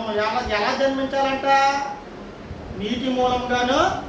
దీన్ని ఏమంటారు? నీటి మూలంగాను ఆత్మ మూలంగా జన్మించే జన్మను ఏమని చెప్పుకున్నాం మనం? బాప్తిస్మము అన్నాం. ఏంటి కార్యక్రమం? బాప్తిస్మం. నువ్వు బాప్తిస్మం అనే కార్యక్రమంలో కనుక పాల్గొనకపోతే ఎవరిని పోలిన వాడిగా ఉన్నా? పాపం చేసినటువంటి ఆదామును పోలిన వాడిగా ఉండిపోయినట్టు మనం. మళ్ళీ ఇంకా పాపం గూడి కట్టుకునే ఉంది. నీకేముండదు? ఆత్మ అనేది రాదు. ఏ ఆత్మ రాదు? ఒకప్పుడు దేవుడితో ఉన్నటువంటి రిలేషన్ పోగొట్టుకున్నా చూసావా? ఒకప్పుడు దేవుడితో సమానంగా ఉండి దేవుడికి దగ్గరగా మాట్లాడేసి చూసావా? ఆ రిలేషన్ రాదు. నీకు రావాలంటే మళ్ళా ఎవరు అవసరం? దేవుని ఆత్మే అవసరం. మళ్ళా ఆ ఆత్మ వేరు, జీవమిచ్చే ఆత్మ వేరు, దేవుని యొద్దకి దేవునితో రిలేషన్ నడిపించే ఆత్మ వేరు. మనిషి బ్రతుకుండాలంటే జీవాత్మ అవసరం. మనిషి దేవుడితో ఉండాలంటే, దేవుని సహవాసంలో ఉండాలంటే పరిశుద్ధాత్మ చాలా అవసరం. అదే ఊరికే అందరికీ ఎలా వస్తుంది? మొదటిది ఏమన్నా, మొదటి మెట్టు ఏంటంటే ఒకడు క్రొత్తగా జన్మించితేనే కానీ ఏం చేయాలంటున్నాడు? చూడం, చదువమ్మా. అతడు దేవుని రాజ్యము చూడలేడని నీతో నిశ్చయముగా చెప్పుచున్నాడు. ఒకడు క్రొత్తగా జన్మించాలి. క్రొత్తగా జన్మించాలి అంటే నూతన జన్మ అవసరమై ఉంది. ఎలాగా? ఏంటి? దేనికి సంబంధించింది? భౌతిక సంబంధమైన జన్మ అయితే కాదు, ఆత్మ సంబంధమైన జన్మ. నువ్వు ఆత్మ సంబంధిగా ఏమైపోయావు? చచ్చిపోయావు. ఆదాము పాపాన్ని బట్టి నువ్వు ఏమైపోయావు? చచ్చిపోయావు. కాబట్టి ఆత్మ సంబంధమైన జన్మకు మరలా ఏమవ్వాలి? మరలా జన్మించాలి. మరలా జన్మించాలంటే ఏం చేయబడాలి?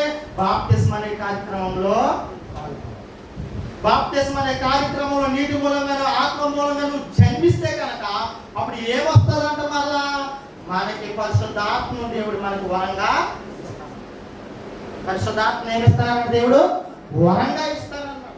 పరిశుద్ధాత్మ దేవుడు ఎలా ఇస్తానన్నాడు?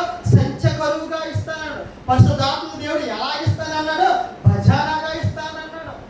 అంటే నిన్ను ఎక్కడికి నడిపించడానికి? నువ్వు నన్ను అంగీకరించావు కదా, నా కుమారుని మరణాన్ని అంగీకరించావు కదా. ఒకప్పుడు పోగొట్టుకున్నా చూసావా? ఆదాములో ఉండగానే ఒకప్పుడు ఆదాములో ఉండగా పోగొట్టుకున్న రిలేషన్ చూసావా? ఆ రిలేషన్లోనికి నిన్ను నడిపించడానికి నీకు ఒక ఆదరణకర్త అవసరం. ఆ ఆ ఆదరణకర్తను నీకు వరంగా ఇస్తున్నాను, ఆ ఆదరణకర్తను నీకు భజానాగా ఇస్తున్నాను. కాబట్టి ఆ ఆదరణకర్త నీకు సంచకరువుగా ఇస్తున్నాను. ఆయన నీతో ఎల్లప్పుడూ ఉంటాడు. ఉండి ఏం చేస్తాడో నిన్ను ఎక్కడికి నడిపిస్తాడో దైవత్వం వైపు నడిపిస్తాడు. కానీ దైవత్వం వైపు నడిపిస్తాడు. అలా ఆ పరిశుద్ధాత్మ మనలోకి వచ్చినప్పుడు మన క్రియలు ఎలా ఉంటాయి? రోమిలికి రాసిన పత్రిక 8వ అధ్యాయము దేవుని ఆత్మ 8వ అధ్యాయం 2వ వచనం. క్రీస్తు క్రీస్తు యేసునందు జీవమునిచ్చు, చూడండి, క్రీస్తు యేసునందు జీవమునిచ్చు ఆత్మ యొక్క నియమము. ఏ ఆత్మ? పరిశుద్ధ ఆత్మ యొక్క నియమము ఏం చేసింది చూడండి. పాప మరణముల నియమము నుండి నన్ను విడిపించిన. పాప మరణముల నియమము నుండి విడిపించాలంటే ఏమవుతుంది? ఇప్పుడు క్రీస్తు యేసు యొక్క జీవమునిచ్చు ఆత్మ కావాలి నీకు. ఏ ఆత్మ కావాలంటో? పరిశుద్ధాత్మ కావాలి. అది ఎవరి వల్ల వస్తుంది? నువ్వు యేసు ప్రభువుని అంగీకరిస్తేనే ఆ పరిశుద్ధాత్మ వస్తుంది. ఆ పరిశుద్ధాత్మ వచ్చిన తర్వాత నీలో ఉంది ఆత్మ చేత నేను నడిపింపబడుతున్నాను. అందరూ బాప్తిసం తీసుకున్నారు కదా, ఈరోజు తీసుకున్నారా లేదా? అంటే నామకార్థంగా యేసు ప్రభువుని అంగీకరించి బాప్తిసం తీసుకున్నవాడు అక్కడ, పెళ్లి కోసం బాప్తిసం తీసుకున్నవాడు అక్కడ, అంటే పెళ్లిల కోసం కూడా బాప్తిసాలు తీసుకున్నారు. ఈరోజు పాస్టర్ గారు అంటారు, నువ్వు బాప్తిసం తీసుకుంటే కానీ నీకు పెళ్లి చేయాలి. అసలు పెళ్లికి బాప్తిసానికి ఏ మాత్రం సంబంధం లేదు. కానీ క్రైస్తవ్యం ఎలా మారిపోయిందో చూసారండి. క్రైస్తవ్యము అసలు పెళ్లికి బాప్తిసానికి ఏ సంబంధం లేదు. ఎవరు చెప్పారు నీకు పెళ్లికి బాప్తిసం ఉన్నాయి? లేనిపోయి మత పద్ధతులు కల్పించుకుని క్రైస్తవ్యాన్ని సర్వనాశనం చేసి. చూడండి, ఆత్మ ఎవరిలో ఉన్నట్టు? ఆత్మ ఎవరిలో ఉన్నట్టు? అని మాటల్లో ఉన్నట్ట. చూసి చాలా మంది ఎలా ఉన్నారు, ప్రార్థన మధ్యలో. ఆయన ఆత్మ ఉన్నట్ట? ఇక ఆత్మ లేదు, దెయ్యం ఉంది వాళ్ళు. ఎక్కడైనా అపోస్తులు ఎవరైనా అలా మాట్లాడిన దాఖలాలు ఉన్నాయా? భాష మార్చి లలబలని ఇష్టం వచ్చినట్టు ఎవరికి అర్థం కాకుండా మాట్లాడిన భాష ఏదైనా ఉందా? పర్లు అంటాడు దేవదూతల భాష. మనుషులకి దేవదూతల భాషతో పని ఏంటి అసలు? మనం మనుషులు కదా, మనం దేవదూతలు ఏంటి మనకి అర్థం అవటానికి? వీరిలో ఏ ఆత్మ ఉన్నట్టు? పరిశుద్ధ ఆత్మ ఉన్నట్టు. అది ఏ ఆత్మ ఉంది? భ్రమపరుచు ఆత్మ ఉంది. వీడు కూడా ఏమన్నాడు? నాలో పరిశుద్ధ ఆత్మ ఉంది, నేను దేవుని యొక్క గొప్ప కార్యాలు చేస్తా. అసలు గొప్ప కార్యాలు కాదు, చెత్త కార్యాలు. మనుషులు ఎక్కడికి నడిపిస్తున్నాడు వీడు? పాతాళానికి నడిపిస్తున్నాడు. మీకు విషయం చెప్పనండి అండి, మీకు విషయం చెప్పను, చాలా జాగ్రత్తగానండి. బైబిల్ మిషన్ స్థాపించినటువంటి దేవదాస్ అయ్య గారు కూడా స్వస్థతల పేరుతో ఎవరిని మోసం చేయలేదు. తర్వాత వచ్చిన వారు మోసం చేశారు కానీ ఆయన ఎక్కడ మోసం? అలా మోసం చేసేవాళ్ళైతే హాస్పిటల్ కట్టడు అసలు. అలా దేవదాస్ అయ్య గారే కనుక మనుషులు భ్రమపరిచి మోసం చేయాలనుకుంటే ఆయన హాస్పిటల్ ఎందుకు కడతారో, ఆ యొక్క అనాథాశ్రమంలో డాక్టర్లు ఎందుకు పెడతారు? ఈయనే చేయొచ్చు కదా, అవునా కదా? ఈయనే స్వస్థత చేయొచ్చు కదా, చేయలేదు. మరి డాక్టర్లు ఎందుకు పెట్టినట్టు? చదువుతామా? చదువుతామా? చరిత్ర చదువుతామా? చదవం. ఎవరో చెబుతాడో వింటాం. అంటే ప్రార్థన వల్ల స్వస్థత జరుగుతుంది కాదని నేను అన్నాను. కానీ నాలో పరిశుద్ధాత్మ ఉంది కాబట్టి మీకు స్వస్థతలు జరుగుతాయని చెప్పాడంటే అది అబద్ధం. ఒకవేళ నిజమైతే మరి దేవదాస్ అయ్య గారు ఎందుకు హాస్పిటల్ కట్టారు? ఎందుకు డాక్టర్ల చేత రోగికి వైద్యాన్ని ఇప్పించారు?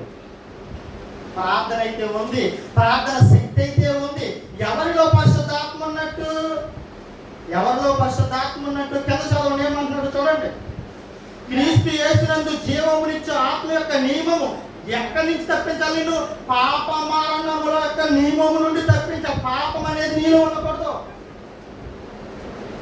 పాప మరణముల నియమం అనే దాని నుండి నిన్ను పరిశుద్ధాత్మ ఏం చేయాలి? తప్పించాలి. తర్వాత ఇంకో మాట చెప్తున్నారు చూడండి, చదవమ్మా. ఎట్టనగా ధర్మశాస్త్రము దేనిని చేయలేకపోయిను దానిని దేవుడు చేసిను. శరీరం అనుసరింపగా ఆత్మను అనుసరించి నడుచుకోను. మన యందు ధర్మశాస్త్ర సంబంధమైన నీతి విధి నెరవేర్చబడవలని పాప పరిహారం నిమిత్తము దేవుడు తన సొంత కుమారుని పాప శరీరాకారముతో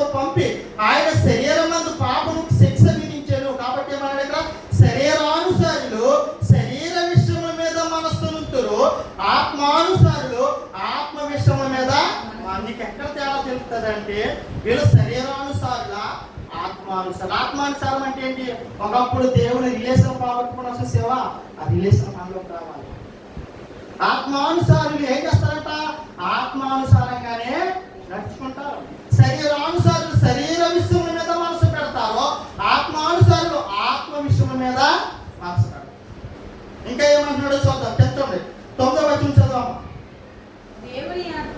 దేవుని ఆత్మ మీలో నివసించి ఉన్న యెడల, దేవుని ఆత్మ అంటే ఇక్కడ మరలా ఆ దేవుని ఆత్మకు ఆదాములకు వచ్చిన దేవుని ఆత్మ కాదు, అది జీవమునిచ్చే ఆత్మ. ఇది పరిశుద్ధాత్మ. అంటే పరిశుద్ధాత్మ మీలో నివసించి ఉన్న యెడల మీరు ఆత్మ స్వభావము గలవారే గాని శరీర స్వభావము గలవారు కాదు. పరిశుద్ధాత్మ మనలో ఉంటే ఇది అందరూ ఎవరిలోకి వస్తుందని చెప్పాను? బాప్తిసం తీసుకున్న ప్రతి ఒక్కరిలోనికి ఖచ్చితంగా ఇస్తానని చెప్పాడు. ఎలా తీసుకుంటే? పెళ్లి కోసం తీసుకుంటే రాదు. మరలా పెళ్లిళ్ళ కోసమో ఈ లోక సంబంధమైన కార్యాల కోసమో బాప్తిసం తీసుకుంటే, లేకపోతే నాకు ఏదో జరిగింది కాబట్టి తీసుకుంటానంటే రాదు పరిశుద్ధాత్మ. ఎలా వస్తుంది? నీ పాప క్షమాపణ నిమిత్తం ప్రభు దగ్గర కాళ్ళ బేరానికి వెళ్ళాలి నువ్వు, ఆయన కాళ్ళ మీద పడాలి నువ్వు, అప్పుడు పరిశుద్ధాత్మని ఇస్తాడు. ఎందుకు ఇస్తాడు పరిశుద్ధాత్మ అంటే నిన్ను నిత్యత్వంలోనికి నడిపించడానికి పరిశుద్ధాత్మని ఇస్తాడు. ఎందుకు ఇస్తాడు? నిన్ను నిత్యత్వం వైపు నడిపించడానికి ఏం అవసరం? నీ వల్ల నా వల్ల అయితే కాదు, మన వల్ల అయితే కాదు. కాబట్టి ఎవరు కావాలి? మళ్ళా దేవుని ఆత్మే మనలను నడిపిస్తుంది. అందుకే మనకు చూడండి ఇక్కడ ఏమన్నాడు? దేవుని ఆత్మ మీలో నివసించినలో మీరు ఆత్మ స్వభావము గలవారే కానీ శరీర స్వభావం గలవారు కాదు. ఎవరైనా క్రీస్తు ఆత్మ లేని వాడైతే వాడు ఆయన వాడు కాదు. పరిశుద్ధ ఆత్మ లేకుండా సంఘంలో ఉంటే అసలు క్రైస్తవుడే కాదంట. బాప్తిసం తీసుకున్నాను, నాకు పరిశుద్ధ ఆత్మ ఉంది, నాకు లేకపోతే స్వస్థ వరాలు ఉన్నాయి అంటే వాడు క్రైస్తవుడు కాదు. క్రీస్తు ఆత్మ వాళ్ళు అంటే పరిశుద్ధాత్మ నీలోకి రావాలి. నీలోకి వచ్చిందని ఎలా తెలుస్తుంది? క్రియలు ఉంటాయి, పనులు ఉంటాయి, శ్రమలు ఉంటాయి, బాధలు ఉంటాయి, కష్టాలు ఉంటాయి, కన్నీళ్ళు ఉంటాయి, అనేక ఇబ్బందులు ఉంటాయి. అప్పుడే నీకు పరిశుద్ధాత్మ వచ్చినట్టు. ఊరికే దేవుడు ఏం పరిశుద్ధాత్మని ఇవ్వడు. పరిశుద్ధాత్ముడు ఉంటే ఏం చేస్తాడు? యేసు ప్రభువుని ఎక్కడికి తీసుకెళ్ళిపోయింది పరిశుద్ధాత్మ? అరణ్యంలోకి తీసుకెళ్ళిపోయింది. ఎందుకు తీసుకుపోయింది? పరీక్ష. పరిశుద్ధాత్ముడు వచ్చాడు కాబట్టి ఆయన హ్యాపీగా ఉండొచ్చు కదా. ఆయన ఎక్కడ తీసుకెళ్ళిపోయాడు? అరణ్యంలోకి తీసుకెళ్ళిపోయాడు, పరీక్షకి తీసుకెళ్ళిపోయాడు. నువ్వు నాకు కనుక పరిశుద్ధాత్మ వస్తే దేవుడితో సాంగత్యాన్ని పెంచాలనే ఆత్మ మనలోకి వస్తే బాప్తిసం అనే కార్యక్రమం ద్వారా దేవుని రిలేషన్ ఎలా ఉంటుందంటే ఉండకుండా దేవుడికి బాగా దగ్గర అయిపోతాం, దైవత్వంలోనికి వెళ్ళిపోతాం మనం. అంటే చూడండి, అందుకే మన దగ్గర ఆత్మ వినీతి విషయమై జీవమును కలిగించింది. క్రీస్తు మీలో ఉన్న యెడల మీ శరీరము పాప విషయమై మృతమైనది కానీ మీ ఆత్మ నీతి విషయమై జీవము కలిగి ఉన్నది. పరిశుద్ధాత్మ ఎలా ఉందంటే జీవము కలిగి, మృతులలో నుండి యేసును లేపిన వాని ఆత్మ మీలో నివసించిన యెడల, అంటే పరిశుద్ధాత్మ మీలో నివసించిన యెడల మృతులలో నుండి క్రీస్తు యేసును లేపిన వాడు చావునకు లోనైన మీ శరీరము కూడా మీలో నివసించుతున్న తన ఆత్మ ద్వారా జీవింపజేస్తాడు. మరణించిన తర్వాత కూడా ఏం చేస్తుందంట? జీవింపజేస్తుందంట పరిశుద్ధాత్మ ఉంటే కనుక. అందుకే ఇంకొక మరొక మాట అంటాడు చూడండి, ఎక్కడే చెప్తున్నాడు చూడండి, 13వ వచనం. మీరు శరీరానుసారంగా ప్రవర్తించిన యెడల చావవలసిన వారై ఇందురు గాని పరిశుద్ధాత్మ చేత శరీర క్రియలను చంపిన యెడల జీవించెదరు. పరిశుద్ధాత్మ చేత శరీర క్రియలు ఏం చేయాలి? నువ్వు చంపుకో. నీకు పరిశుద్ధాత్మ ఉంది, పరిశుద్ధాత్మ స్వస్థత వరాలు ఉన్నాయంటే కనుక మొదటి నీళ్ళు ఏం కనపడకూడదు? శరీర సంబంధమైన క్రియలు కనపడకూడదు. పరిచర్య, ఎంతసేపు పరిచర్య. నీ కష్టం వెనక పరిచర్య ఉండాలి. అంటే నీ కష్టం దేవారాత్రులు దేవుడి పరిచర్య కోసం ఏం త్యాగం చేశావు నువ్వు?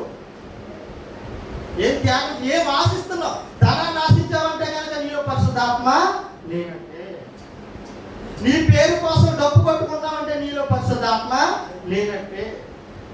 నిన్ను నువ్వు హెచ్చించుకుంటున్నావంటే నీలో పరిశుద్ధాత్మ లేనట్టే.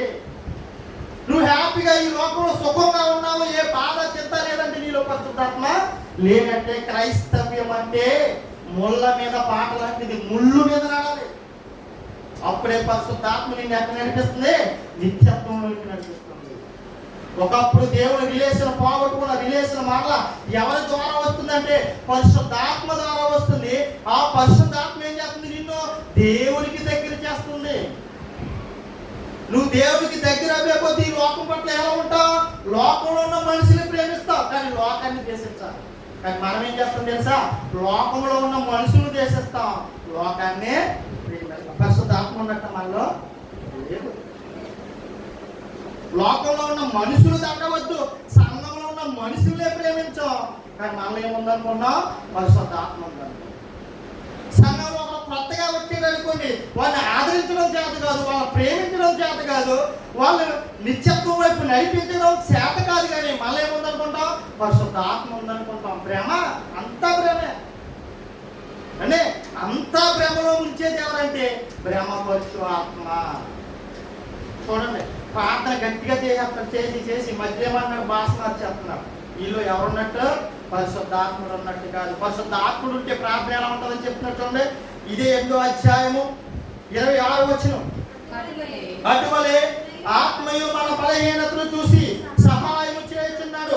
ఏలయనగా మనము యుక్తముగా ఎలాగూ ప్రార్థన చేయవలనో మనకి తెలియదు, కానీ ఉచ్చరింప సాక్ష్యము కానీ మూలుగులతో ఆ ఆత్మ తానే మన పక్షముగా విజ్ఞాపన చేయుచున్నాడంట. ఆ ఆత్మ తానే మన పక్షం అంటే పరిశుద్ధాత్మ ఉంటే ఏం చేస్తుందంట? మన పక్షముగా దేవునికి ప్రార్థన చేస్తుందంట. ఎలా అంట? ఎలా చెయ్యాలో నేర్పుతుందంట, ఎలా చెయ్యాలో చెప్తాదంట దేవునికి. ఉచ్చరింప సాక్ష్యము కానీ మూలుగులంటే మూలుగుతా. చూసా, నీకు బాధ వచ్చినప్పుడు, బాధ వస్తున్నప్పుడు మూలుగుతావా? మూలుగులతో దేవునికి ప్రార్థన చేస్తాం. భాష మార్చి ఎవరికి అర్థం కాకుండా కాదు చేసే ప్రార్థన. చూడండి, ఇక్కడ ఏమన్నాడు చూడండి. ఏలైనా మన వ్యక్తిగా ఎలాగో ప్రార్థన చేయడం మనకు తెలియదు, కానీ ఉచ్చరింప సాక్ష్యం కానీ మూలుగులతో ఆ ఆత్మ తానే మన పక్షముగా విజ్ఞాపనం చేస్తున్నాడు. మరియు హృదయంలో పరిశోధించువాడు ఆత్మ యొక్క మనసు ఏదో ఎరుగును. పరిశుద్ధాత్మలో ఉన్న వాడి యొక్క మనసు ఏదో ఎరుగును.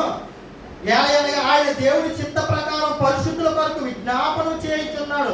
ఆ పరిశుద్ధాత్మను కూడా ఎలా విజ్ఞాపన చేస్తున్నాడంట? మన ఇష్ట ప్రకారం కాదు, దేవుని ఇష్ట ప్రకారమే దేవునికి విజ్ఞాపన చేస్తున్నాడంట. ఎవరుంటే? పరిశుద్ధాత్ముడు ఉంటే. ఎవరుంటే? ఒకప్పుడు దేవుడితో రిలేషన్ పోగొట్టుకున్నా చూసావా? ఆ రిలేషన్ బాప్తిసం అనే కార్యక్రమం ద్వారా దేవుడు మరలా మనకి ఇచ్చాడు. అంటే దేవుడికి దగ్గర చేయడం. పరిశుద్ధాత్మ అంటే ఏంటనుకున్నారు? నిన్ను దేవునికి దగ్గర చేసే శక్తి. కానీ మనిషిని ప్రాణాలతో ఉంచేది అది జీవాత్మ, అంటే దేవుడిలో నుండి మొదలు వచ్చినటువంటి ఆత్మ. మనిషిని దేవునికి దగ్గర చేసేది అది పరిశుద్ధాత్మ. అర్థమైందా మీకు? ఇప్పుడు వ్యత్యాసం అర్థమైందా? మనిషిని ప్రాణాలతో ఉంచి బ్రతికించేదేమో జీవాత్మ, ఇది అందరిలోనే ఉంటుంది. కానీ మనిషిని దేవుడి వైపు త్రిప్పి దేవుడికి దగ్గర చేసే ఆత్మ ఏది? పరిశుద్ధాత్మ. ఇది ఎవరిలో ఉంటుందంటే నిజంగా ప్రభుని క్రీస్తుని రక్షకుడుగా అంగీకరించి పాప క్షమాపణ నిమిత్తం మారు మనసు పొంది బాప్తిసం తీసుకుంటే వారికి ఖచ్చితంగా ఏమవుతుందన్నాడో? పరిశుద్ధాత్మ. ఆ పరిశుద్ధాత్ముడు ఏం చేస్తాడంట? ప్రార్థన ఎలా చేయాలో నేర్పుతాడు. మనం ఈ లోకంలో మనం ఎలా చంపుకోవాలో నేర్పుతాడు. ఈ లోకంలో నిందలు ఎలా భరించాలో నిందలు వస్తాయి. మీరు క్రీస్తు నిమిత్తం మీరు నింద పాలైన ఎడల సత్య స్వరూపమైన ఆత్మ మీలో నిలుచున్నాడు. క్రీస్తు నిమిత్తం ఏమనిపించాలి? నింద పాలవ్వాలంట. అప్పుడు ఏమన్నట్టు? మనలో పరిశుద్ధ ఆత్ముడు అన్నట్టు. ఇంకా ఏమంటున్నాడు చూడండి, ఇంకేమంటున్నాడు?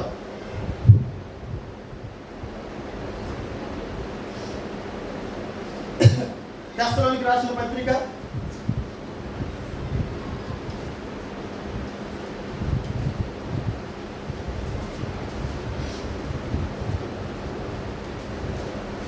1 రాసిన పత్రిక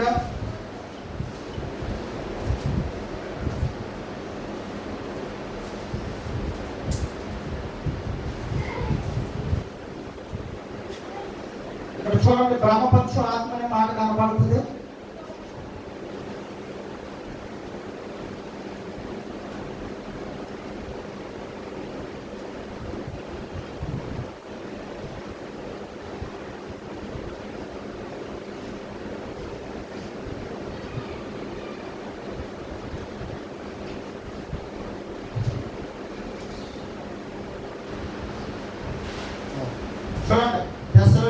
రాసినటువంటి 2వ పత్రిక 2వ అధ్యాయము 13వ వచనం. ప్రభువు వలన ప్రేమింపబడిన సహోదరులారా, ఆత్మ మిమ్మును పరిశుద్ధపరుచుట వలన, ఆత్మ ఉంటే పరిశుద్ధ, ఆత్మ ఉంటే మనం ఏం చేస్తారంట? పరిశుద్ధపరుస్తారంట. కానీ పరిశుద్ధాత్ముడు ఉంటే మనలో ఉన్నటువంటి దుష్ట సంబంధమైన క్రియలు ఏవైతే ఉన్నాయో, దుష్టుని లక్షణాలు ఏవైతే ఉన్నాయో, వాటన్నిటి నుండి మనల్ని ఏం చేస్తారో? విడిపిస్తారు. వాటన్నిటి నుండి మనల్ని దూరంగా పెడతారు. మనల్ని ఎక్కడ నడిపిస్తారో? పరిశుద్ధత వైపు నడిపిస్తారు. చూడండి, ఇంకేమన్నా లేక పరిశుద్ధపరచడం వలన మీరు సత్యమును నమ్ముట వలన పరిశుద్ధాత్మ ఏం చేస్తారంటే, 1 పరిశుద్ధపరుస్తాడు, 2 సత్యమును నమ్ముట వలన రక్షణ పొందుటకు దేవుడు ఆది నుండి మిమ్మును ఏర్పరచుకుని కనుక మిమ్మును బట్టి ఎల్లప్పుడూ దేవుని కృతజ్ఞతలు చెల్లింపబద్దులమై ఉన్న పరిశుద్ధాత్ముడు ఏం చేస్తాడంట? 1 సత్యాన్ని నమ్మేలా చేస్తాడు. ఏది పడితే అది నమ్మనివాడండి, అబద్ధాన్ని నమ్మనివాడండి, ఎటు పడితే అటు పోనివాడండి. అర్థమవుతుందా? పరిశుద్ధాత్ముడు మనలో ఉంటే అబద్ధాన్ని నమ్మనివాడు, నిజాన్ని, వాస్తవాన్ని నమ్మనిస్తాడు. నువ్వు అబద్ధాన్ని నమ్ముతున్నావు అంటే నీలో ఏ ఆత్మ లేదు? పరిశుద్ధాత్మ అవసరమా కాదు? పరిశుద్ధాత్మ, నాకు పరిశుద్ధాత్మ అవసరం లేదండి, మా పాస్టర్ గారికి ఉంటే సరిపోద్ది అనుకుంటే అలా వెళ్తారు మీరు వెళ్ళపడలో. అర్థమైంది మీకు? పరిశుద్ధాత్మ పొందుకో. అయ్యో మేము ఎక్కడండి, మాకెళ్ళిపో పరిశుద్ధాత్మ అంటే మాటలేంటి? మాకు అభిషేకం ఉండాలి, మేము ప్రత్యేకింపబడాలనుకుంటే మీరు నరకానికి పోతారు. పరిశుద్ధాత్మ ప్రతి ఒక్కరి, క్రీస్తునందున్న ప్రతి ఒక్కరికి పరిశుద్ధాత్మ అవసరం. ఈ ఆత్మ ఏం చేస్తుంది? 1 నిన్ను పరిశుద్ధపరుస్తుంది, దుష్టత్వం నుండి నిన్ను విడుదల చేస్తుంది, దుష్టత్వం నుండి నిన్ను ప్రత్యేకింపబడుతుంది. 2 సత్యాన్ని నమ్మేట్లుగా నీ హృదయాన్ని మలుస్తుంది. ఈరోజు సత్యాన్ని నమ్మక అబద్ధాన్ని నమ్మి ఎటు పడితే అటు పోయి ఏమంటే దేవుడికి దూరం అయిపోతున్నారు. ఈరోజు క్రైస్తవులుగా పిలవబడుతున్న వారు కూడా. కానీ సందర్భం వచ్చింది కాబట్టి చెప్తున్నాను. పాలకొల్లోనంట ఎవరో ఒక పెద్ద ఆయన వస్తున్నారంట. పాలకొల్లు ఆయన వచ్చి అక్కడ రెంట్కి మనందరం వెళ్తాం కదా, ఏది పడితే అది నమ్మేసి వెళ్ళిపోతాం కదా. అక్కడికి వెళ్ళిపోయి కదా ఆయన రెంట్ ఎంత కడుతున్నారు తెలుసు? ఒక్క శుక్రవారానికి 2,50,000 కడుతున్నారంట. 2,50,000 ఒక్క వారంలో ఒక్క రోజుకి రెంట్ 2,50,000 కడుతున్నాడు. దేనికి? ఏ పేరిట? స్వస్థతల పేరిట. ఏం చేస్తాడు తెలుసా? గుంపులకి వెళ్ళిపోతాడు, నూనె కొడతాడు. అంతే. ఈ మొఖం మీద ఏం కొడతాడో? కొంచెం నూనె కొడతాడు. ప్రేమ పరుచుతున్నాడు. మేము డబ్బులు ఎక్కడ వస్తున్నాయంటారు? ఇంక 2,50,000 మనమే అంటే నిజంగా సేవ చేసి నీ ఇంటికి వచ్చి సంఘాన్ని పోషించి సంఘం కోసం కష్టపడి కుటుంబం కోసం ప్రార్థన చేసి రాత్రి పగలు నీతో ఉన్నటువంటి సంఘ సేవకుడు నీ స్థానికంగా ఉంటారు చూసావా? ఆ సేవకుడికి ఏమాత్రం విలువ. ఎవడో అబద్ధం చెప్పి మా దగ్గరికి రండి, పలానా పాపంలో మేము పెట్టాము, స్వస్థతలు చేస్తాము అంటే వెళ్ళిపోయి అంటే 1,000 కట్లేసేస్తున్నారు. కట్లే ఎంత డబ్బు అంటే అసత్యాన్ని నమ్ముతున్నావు అంటే నీకేం లేదు, కనీస జ్ఞానం లేదు.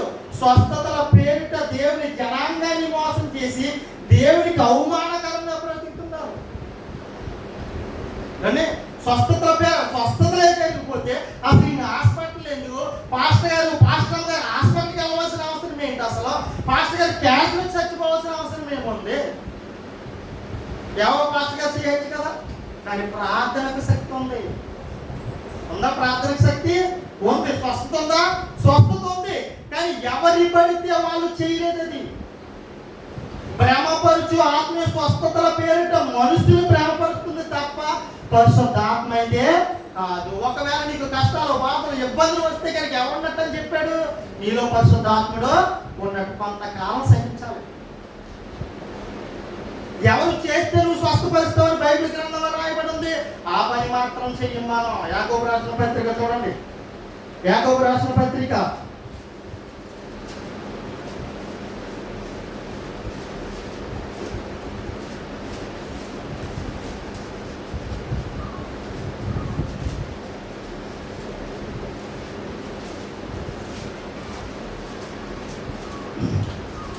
5వ అధ్యాయం 14వ వచనం. మీలో ఎవరైనాను మీలో 13 నుంచి చదవండి.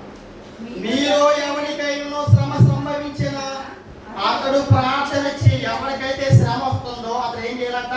ప్రార్థన చేయాలి. మొదట చెప్తున్నాడు, నువ్వు ఎలా స్వస్థత పడాలో దేవుడు నేర్పుతున్నాడు. నేర్చుకోమను. మనకేంటి, ఎవడో అబద్ధం చెప్తే వెళ్తాం తప్ప ఇంటి దగ్గర 10 నిమిషాలు ప్రార్థన చేసుకోవడం ఒళ్ళంతా పద్ధతి. మనకి చూడండి ఏమంటున్నాడు, మీలో ఎవరికైనా శ్రమ సంభవించిన అతడు ప్రార్థన చేయవలను. ఎవరికైనా సంతోషం కలిగిన అతడు కీర్తన సంతోషం వచ్చిందా దేవునికి కనపచ్చు, బాధ వచ్చిందా దేవునికి ప్రార్థన చేయి. తర్వాత ఏమన్నా చూడండి, మళ్ళా మీలో ఎవడైనాను రోగి అయి ఉన్నాడా? మీలో ఎవడైనా అంటే సంఘంలో, మీ సంఘంలో ఎవడైనాను రోగి అయి ఉన్నాడా? ఉన్నారా? అందరూ రోగం ఉన్నవాళ్ళు, అవును కదా? మీలో ఎవడైనాను రోగి అయి ఉన్నాడా?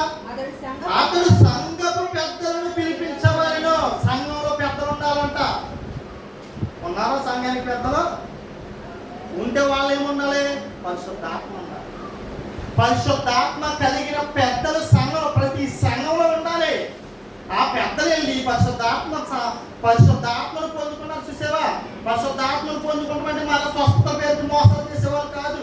పరిశుద్ధపరచబడిన వారై ఉండాలి. 2, నిజాన్ని నమ్మిన వారై ఉండాలి. 3, సంఘం కోసం కష్టపడేవాడై ఉండాలి. 4, అందరినీ ఆదరించేవాడై ఉండాలి. 5, నీవు ప్రాణం పెట్టేవాడే ఉండాలి. కనీసం రొట్టె ముక్కలు పంచి పెట్టడానికి కూడా ప్రభు ఏమన్నట్టు తెలిసిన అపోస్తలుల కార్యాల్లో పరిశుద్ధాత్మ పొందిన వాడై ఉండాలన్నారు. ఈరోజు ఎవరు పరిచయం చేస్తారు? కానీ అలాంటి సంఘ పెద్దలు ఏం చేయాలన్నాడు? పైన చదవమ్మా. సంఘ పెద్దలు పిలిపింపవలెను. వారు ప్రభువు నామమున అతనికి నూనె రాసి అతని కొరకు ప్రార్థన చేయ. అతనికి నూనె రాసి అతని కొరకు ఏం చేయాలి? ప్రార్థన చేయాలి. నూనెలో ఏమీ లేదు, ప్రార్థనలో ఉన్న మనం చెప్తున్నాను. ప్రార్థన ద్వారానే నూనెలోకి ఏమొస్తుంది? స్వస్థత చేసే లక్షణం వస్తుంది. కాబట్టి ఏమన్నాడు? వారు ప్రభువు నామమున అతనికి నూనె రాసి అతని కొరకు ప్రార్థన చేయ. ఎవరు? సంఘంలో ఉన్నవాడు చేయాలా?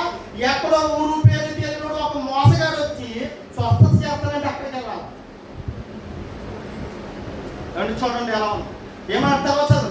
విశ్వాస సహితమైన ప్రార్థన ఆరోగ్యని స్వస్థపరచును. నేనేం నా మాటలు చెప్పట్లేదు, దేవుడు రాయించిన గ్రంథాలు చదువుతున్నా. విశ్వాస సహితమైన ప్రార్థన ఆరోగ్యం ఏం చేస్తుందంట? స్వస్థపరచు. ఇది నమ్మం. మనం నమ్ముతామా? ఇది నమ్మితే ఖచ్చితంగా మీరు మనలో పరిశుద్ధాత్మ ఉన్నట్టు. కానీ దీన్ని నమ్మం. ఏమి నమ్ముతాం? మోసాన్ని నమ్ముతాం.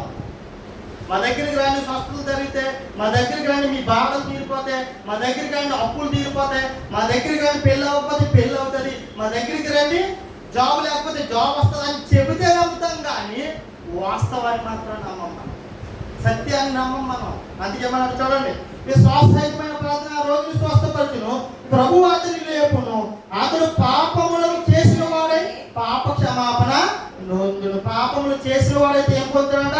పాప క్షమాపణ నొందుతాడంట. చూసారండి, మీ పాపములు ఒకరితో ఒకడు ఒప్పుకొని. పాపంలో ఏం చేయాలంట? ఒకరితో ఒకడు ఒప్పుకోవాలి. మళ్ళీ ఏమన్నాడు? మీరు స్వస్థత పొందినట్లు ఒకరి కొరకు ఒకరు ప్రార్థన చేయండి. సంఘంలో ఒకరి కోసం ఒకరు ఏం చేసుకోవాలంట? చేస్తారండి. అసలు ఈవిడ అలాగంటండి, ఈవిడ ఎలాగంటండి, ఆవిడ అలాగంటండి, ఆవిడ అలాగంటండి, ఈవిడ ఎలాగ. ఇదే గోడ తప్ప మనకి ఏ రోజైనా బాధలో ఉన్న ఒక విశ్వాసి కోసం, సంఘంలో ఉన్న ఒక సహోదరి కోసం కానీ, ఒక సహోదరుడి కోసం కానీ మంచి మనసుతో ప్రార్థన చేస్తామా? చెయ్యం. చూసారండి ఎలా స్వస్థపరచబడతాడో, ఎలా ఆరోగ్యంగా ఉంటాడో ప్రభు చెప్పాడా లేదా? కానీ దీన్ని నమ్మమా? దేన్ని నమ్ముతాం? ఎవడో గల్లీ కొండగాడు వచ్చి మోసం చేస్తే నమ్ముతాం. ఎక్కడికో పరిగెత్తికెళ్తే స్వస్థత జరుగుతుందంటే అక్కడికి వెళ్తాం. కానీ సంఘంలో ఉండి సంఘ పెద్దలు కలిసి ప్రార్థన చెయ్యండి అంటే చెయ్యండి. సంఘంలో ఉండే వాళ్ళ రోగి దగ్గరికి వెళ్ళి ఆదరించండి, వాళ్ళు స్వస్థపరచండి, ప్రార్థన చేయండి అంటే నమ్మం. ఎవరైనా ఇబ్బందులో ఉన్న వారిని పరామర్శించండి నమ్మం. నా మాటలు కాదు, ప్రభు చెప్పిన మాట. ఎవరైనా ఇబ్బందులో ఉన్నప్పుడు పరామర్శించమన్నాడా? నమ్మం. ఎవరైనా చచ్చిపోయారనుకో నా ఇంటికి వెళ్తే ఎంత పోయేగా మనకి. ముందు మనం చచ్చిపోతాం, ఏమైపోతాని. అంటే ఎవరైనా ఒక వ్యక్తి పోయాడు అనుకోండి, ఆ వ్యక్తి దగ్గరికి వెళ్తాకి అన్ని అనుమానాలే. భార్య నీ చేసుకుందా? ఏలకూడదాం. పత్తిలు కట్టుకున్నావా? ఏలకూడదాం. పెళ్లి చేసుకున్నావా? ఏలకూడదాం. కానీ ఎవరు చెప్పారండి? బైబిల్ ఎక్కడైనా ఉందా? జన్మదినము కంటే మరణ దినం మేలు, సంతోషపడి ఇంటి జరుగుతున్న ఇంటికి వెళ్ళడం కంటే ప్రలాపించుతున్న వారి ఇంటికి వెళ్ళడం మేలు అని చెప్తే బాబు అసలు క్రైస్తవంలో వీటిని తీసుకొచ్చింది ఎవరు? దురాత్మ. నువ్వు దేన్ని నమ్ముతున్నావు? దురాత్మ చెప్పిన మాటలు నమ్ముతున్నావు, పరిశుద్ధాత్మ బోధనే నమ్మాలి. దేవునికి దగ్గర చేసే మాటలనేమో అబద్ధం అని అపోహాలు పెట్టుకుని వెళ్ళిపోతున్నావు. అంటే క్రైస్తవులతో ఎవరైనా చనిపోతే వెళ్ళట్లేదు, ఇదే పోయే కాలం. మరి దేవుడు ఎక్కడైనా చెప్పాడంటే అదొక అపోహ. దేవుడు ఎక్కడా చెప్పలేదు, వెళ్ళమనే చెప్పాడు, వెళ్ళొద్దని చెప్పలేదు, వెళ్ళొద్దనే చెప్పలేదు. కానీ అపోహలో ఉండిపోయి క్రైస్తవ్యాన్ని సిగ్గుపరుస్తుంది ఎవరంటే మేము క్రైస్తవులు అని బైబిల్ అంటున్నాం. చూసావా? మనలో ఏం లేదు, దేవుని ఆత్మ పరిశుద్ధాత్మ మనలో లేదు కాబట్టి అబద్ధాన్ని నమ్ముతున్నాం, నిజాన్ని నమ్మలేకపోతున్నాం. అర్థమైందండి? అబద్ధాన్ని నమ్ముతున్నాం, నిజాన్ని నమ్మలేకపోతున్నాం. మనం అబద్ధాన్ని విడిచిపెడదాం, నిజాన్ని నమ్మాలంటే మనకి ఎవరు అవసరమో తెలుసా? ఒకప్పుడు దేవుని దగ్గర ఆదాము అవ్వలో ఉన్న ప్రతి చల్లపూట వచ్చి మాట్లాడుకున్న రిలేషన్ చూసారా? ఆ రిలేషన్ కావాలి. ఆ రిలేషన్ కావాలంటే ఊరికే కేరగా రాదు. ఏం చేయాలి? దేవుని కోసం కష్టపడాలి. అప్పుడు పరిశుద్ధాత్మ నిన్ను నన్ను ఎక్కడికి తీసుకెళ్తుంది? దేవుని యొక్క సహవాసంలోకి తీసుకెళ్తుంది, దేవుని యొక్క సాంగిత్యంలోకి తీసుకెళ్తుంది. నువ్వు డైరెక్ట్ గా దేవునితో మాట్లాడే వరం నీకు వస్తుంది ప్రార్థన ద్వారా. ఆ అనుభవంలోకి వెళ్తావు. కానీ ఇవేమీ నమ్మం మనం. అబద్ధాన్ని నమ్ముతాం, మోసాన్ని నమ్ముతాం తప్ప వాస్తవాన్ని నమ్మం. పరిశుద్ధాత్మ క్రియలు ఎలా ఉంటాయో తెలియదు. ఏది పడితే అది నమ్ముతాం, ఏది పడితే అటు వెళ్తాం. ఒకప్పుడు ఆదాము ఏదైతే ఆ భ్రమకొచ్చి ఆత్మ వచ్చింది కదా ఆదాము అవ్వ దగ్గరికి వచ్చి చెప్పినప్పుడు అవ్వం ఏమైపోయింది? భ్రమపరిచిపోయింది. మీరు దేవతల వల్లే అయిపోతారు, ఈ పండు తింటారంటే దేవుడు చెప్పిన మాట పక్కన పెట్టేసి దెయ్యం చెప్పిన మాట విని దేవుని మాటను ఏం చేసింది? నిర్లక్ష్యం చేసి ఈ రోజు క్రైస్తవ సమాజం కూడా దేవుని మాటలు పక్కన పెట్టేసి భ్రమపరచు ఆత్మ ఏదైతే చెప్తుందో, దెయ్యం ఏదైతే చెప్తుందో ఆ మాటలు నమ్మేసి దేవునికి ఇంకా ఇంకా ఇంకా దూరం అయిపోతుంది. ఎవరో మారు మనసు పొందానని చెప్పుకుని, బాప్తిసం తీసుకున్నానని చెప్పుకుని, రక్షణలో ఉన్నానని చెప్పుకుని, సంఘానికి వస్తూ పరిశుద్ధ ఆత్మ సహాయం మాకు ఉందని చెప్పుకుని వీళ్ళు ప్రతిదీ కూడా అబద్ధం. సంఘంలోకి అబద్ధం వచ్చింది, సంఘంలోకి రాజకీయం వచ్చింది, సంఘంలోకి ఏమొచ్చేసింది? ఏది పడితే అది కక్షపూరితమైనటువంటి కలహాలు వచ్చేసింది. ఇది ఏమాత్రము సంఘానికి మంచిది. అబద్ధాన్ని నమ్మడం అనేది చాలా ప్రమాదకరం. ఒకప్పుడు అబద్ధాన్ని నమ్మి మన ఆది తల్లిదండ్రులు ఏం చేశారు? మనందరినీ కూడా దేవుడికి దూరం చేశారు. కానీ దేవుడు చూస్తూ ఊరుకోగానే ఏం చేశాడు? ఆదాము అబద్ధాన్ని నమ్మి మిమ్మల్ని అందరినీ ఏం చేశాడు? మోసం చేశాడు. మిమ్మల్ని కూడా నరకాన్ని తీసుకుపోయేలా చేశాడు. కాబట్టి మీరు అలా చేయట్లేదు, నాలో పక్షపాతం లేదు కాబట్టి మీరు అందరూ నాకు కావాలి కాబట్టి ఇదిగో మీకు నిజాన్ని చెబుతున్నాను, మీరైనా నిజాన్ని నమ్మండి. అలా నమ్మడానికి మీకు పరిశుద్ధాత్మ సహాయం చేస్తున్నాను, మీరు ఆత్మను పొందుకోండి అంటే మాకు పరిశుద్ధాత్మ వద్దు, అయ్యగారికి అమ్మగారికి ఉంటే అనే భ్రమలో ఉండి ఆత్మను ఏం చేసాం? నిర్లక్ష్యం చేస్తున్నాం. అందుకే మన తెస్సలోనికి రాసిన పత్రికలో ఆత్మను ఆర్పకుడి, మీలో ఆత్మ ఉంది, పరిశుద్ధాత్మ ఉంది. నువ్వు ఆర్పేసేవంటే వెలిగించడం చాలా కష్టం. మీరు ఆత్మను ఆర్పకండి. ఆత్మ కనుక మీరు ఆర్పేశారంటే వెలిగించడం అనేది చాలా కష్టమైన పని. కాబట్టి మీరు ఆత్మ ఏం చేయకూడదు? ఆర్పకూడదని చెప్తున్నాడు. అందుకే ఏమన్నాడు? యోహాను రాసిన పత్రిక 4వ అధ్యాయం 6వ వచనం ముగించేసుకుందాం. యోహాను రాసిన పత్రిక 4వ అధ్యాయం 6వ వచనం. యోహాను రాసిన మొదటి పత్రిక 4వ అధ్యాయం 6వ వచనం. మనము దేవుని సంబంధులము,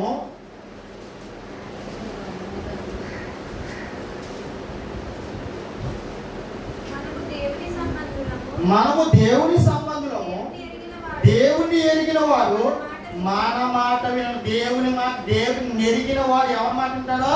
దేవుని మాట వింటాడు. ఎటుబడితే అటు వెళ్ళిపోయి, ఎటుబడితే అక్కడ పరిగెత్తిపోయి సంఘాన్ని విడిచిపెట్టేసి సంఘాన్ని పట్టించుకోకుండా ఎక్కడ పడితే అక్కడికి వెళ్ళిపోతే పరిశుద్ధ ఆత్మలు ఉండాలని భ్రమలో ఉంటే కనుక నీకు ఎప్పటికీ దేవుడు అర్థం కాదు. దేవుడితో రిలేషన్ అర్థం, మనుషులతో రిలేషన్ ఏర్పడతాం తప్ప దేవునితో రిలేషన్ ఏర్పడతాం. అందుకే అన్నాడు చూడండి, దేవుని సంబంధి కాని వాడు మన మాట వినడు.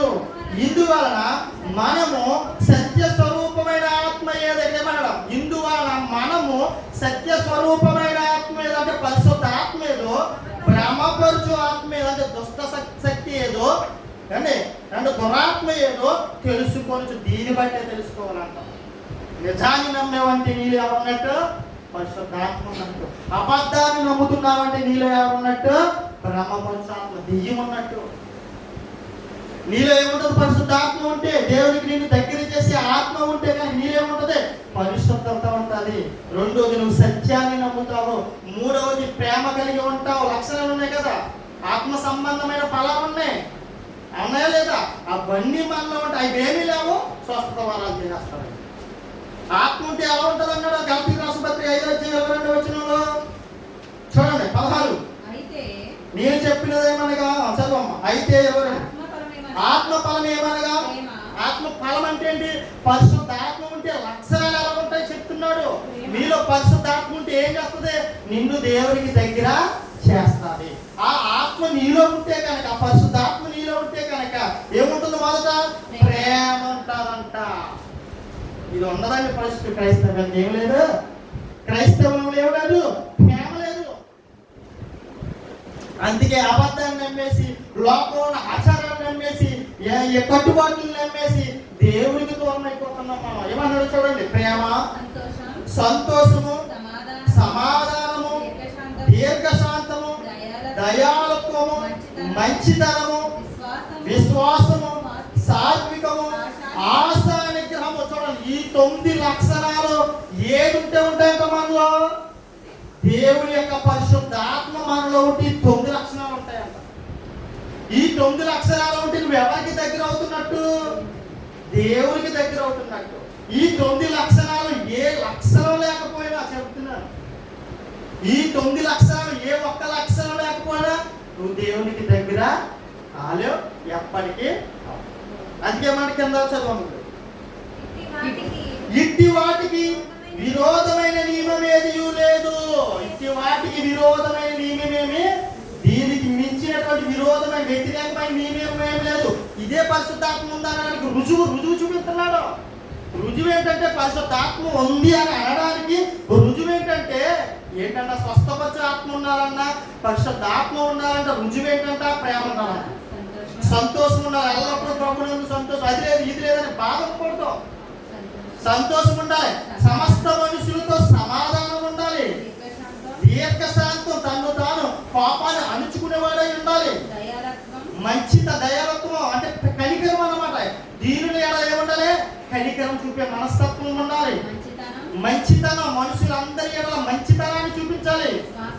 దేవుడి యొక్క నమ్మకం, విశ్వాసం, ఏమి జరిగిన దేవుడి చిత్త ప్రకారమే జరుగుతుందనే విశ్వాసమైన నమ్మకం ఉండాలి.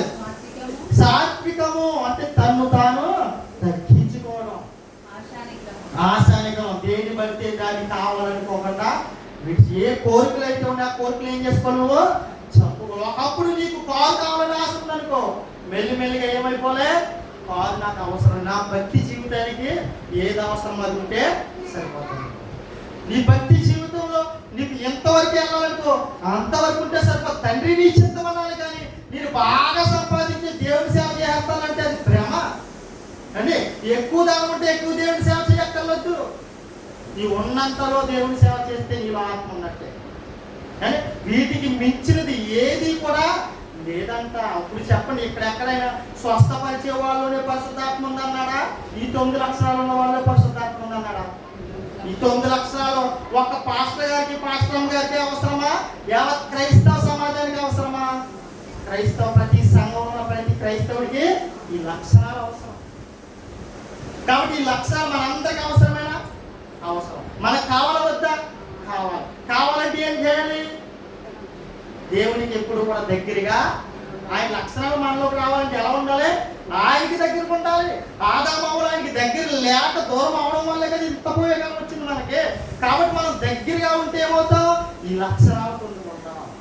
ఆయనకి దగ్గరగా ఉండాలంటే అబద్ధాన్ని నమ్మకూడదు. ఆయనకి దగ్గరగా ఉండాలంటే సత్యాన్ని గుర్తెరగాలి, సత్యం వైపు ముందుకే వెళ్ళాలి. బ్రహ్మపక్ష ఆత్మీయదో పరిశుద్ధాత్మ ఏదో గుర్తిరిగే మనసు కావాలి. దేవుణ్ణి అడగండి, దేవా తండ్రి మేము ఏది బ్రహ్మపరిచాత్మో ఏది పరిశుద్ధాత్మో తెలియక మోసంలో వెళ్ళిపోతున్నాం, అలా ఉండకుండా మాకు ఈ ఆత్మ సహాయం దయచేయి అని అడగాలి. మనిషి యొక్క జీవితము 3 ఆత్మలతో సంబంధం ముడిపడి ఉందండి. 3 ఆత్మలతో ముడిపడి ఉంది. ఒకటి, దేవునిలో నుండి వచ్చిన జీవాత్మను చూసారా, ఆ జీవాత్మ ఉంటే మనిషి ప్రాణాలతో ఉంటాడు. 2, దేవునితో ఉన్న రిలేషన్ పోగొట్టేసుకున్నాం, మళ్ళీ పరిశుద్ధ ఆత్మ మనకు అవసరం. ఆ ఆత్మ ఉంటేనే దేవుడితో రిలేషన్లో ఉంటాం, అది కూడా మనకు అవసరం. 3 ఆత్మ ఉంది, ఏంటి? బ్రహ్మపరుషాత్మ, దురాత్మ. ఇది ఏం చేస్తుంది? నిన్ను దేవునికి దగ్గర అవ్వకుండా నిన్ను లాగుతూ ఉంటుంది అని. అర్థమైందా? అబద్ధాన్ని నమ్మేలా చేస్తుంది. నువ్వు దేవునికి దగ్గర అవ్వకుండా నిన్ను భ్రమపరిచే ఆత్మ దురాత్మను చూసావా, దురాత్మతో ఎక్కువ రిలేషన్లో ఉన్నావు అనుకో, దేని పోగొట్టుకుంటాం? మొట్టమొదటిగా వచ్చి చూసావు దేవుని ఆత్మ, దాన్ని నిత్యనరకానికి అనిపిస్తాం. లేదు, పరిశుద్ధ ఆత్మతో ఉన్నావనుకో, దేవునిలో నుండి వచ్చిన మొదటి ఆత్మను చూసావా, ఆ ఆత్మను దేవుని దగ్గరికి తీసుకెళ్తాం. దాన్ని బట్టి దేవుడి కుమారులు ఎవరో, దేవునికి వ్యతిరేకలు ఎవరో దాన్ని బట్టి ఆత్మ. కాబట్టి ఆత్మ సంబంధమైన ఈ ప్రయాణంలో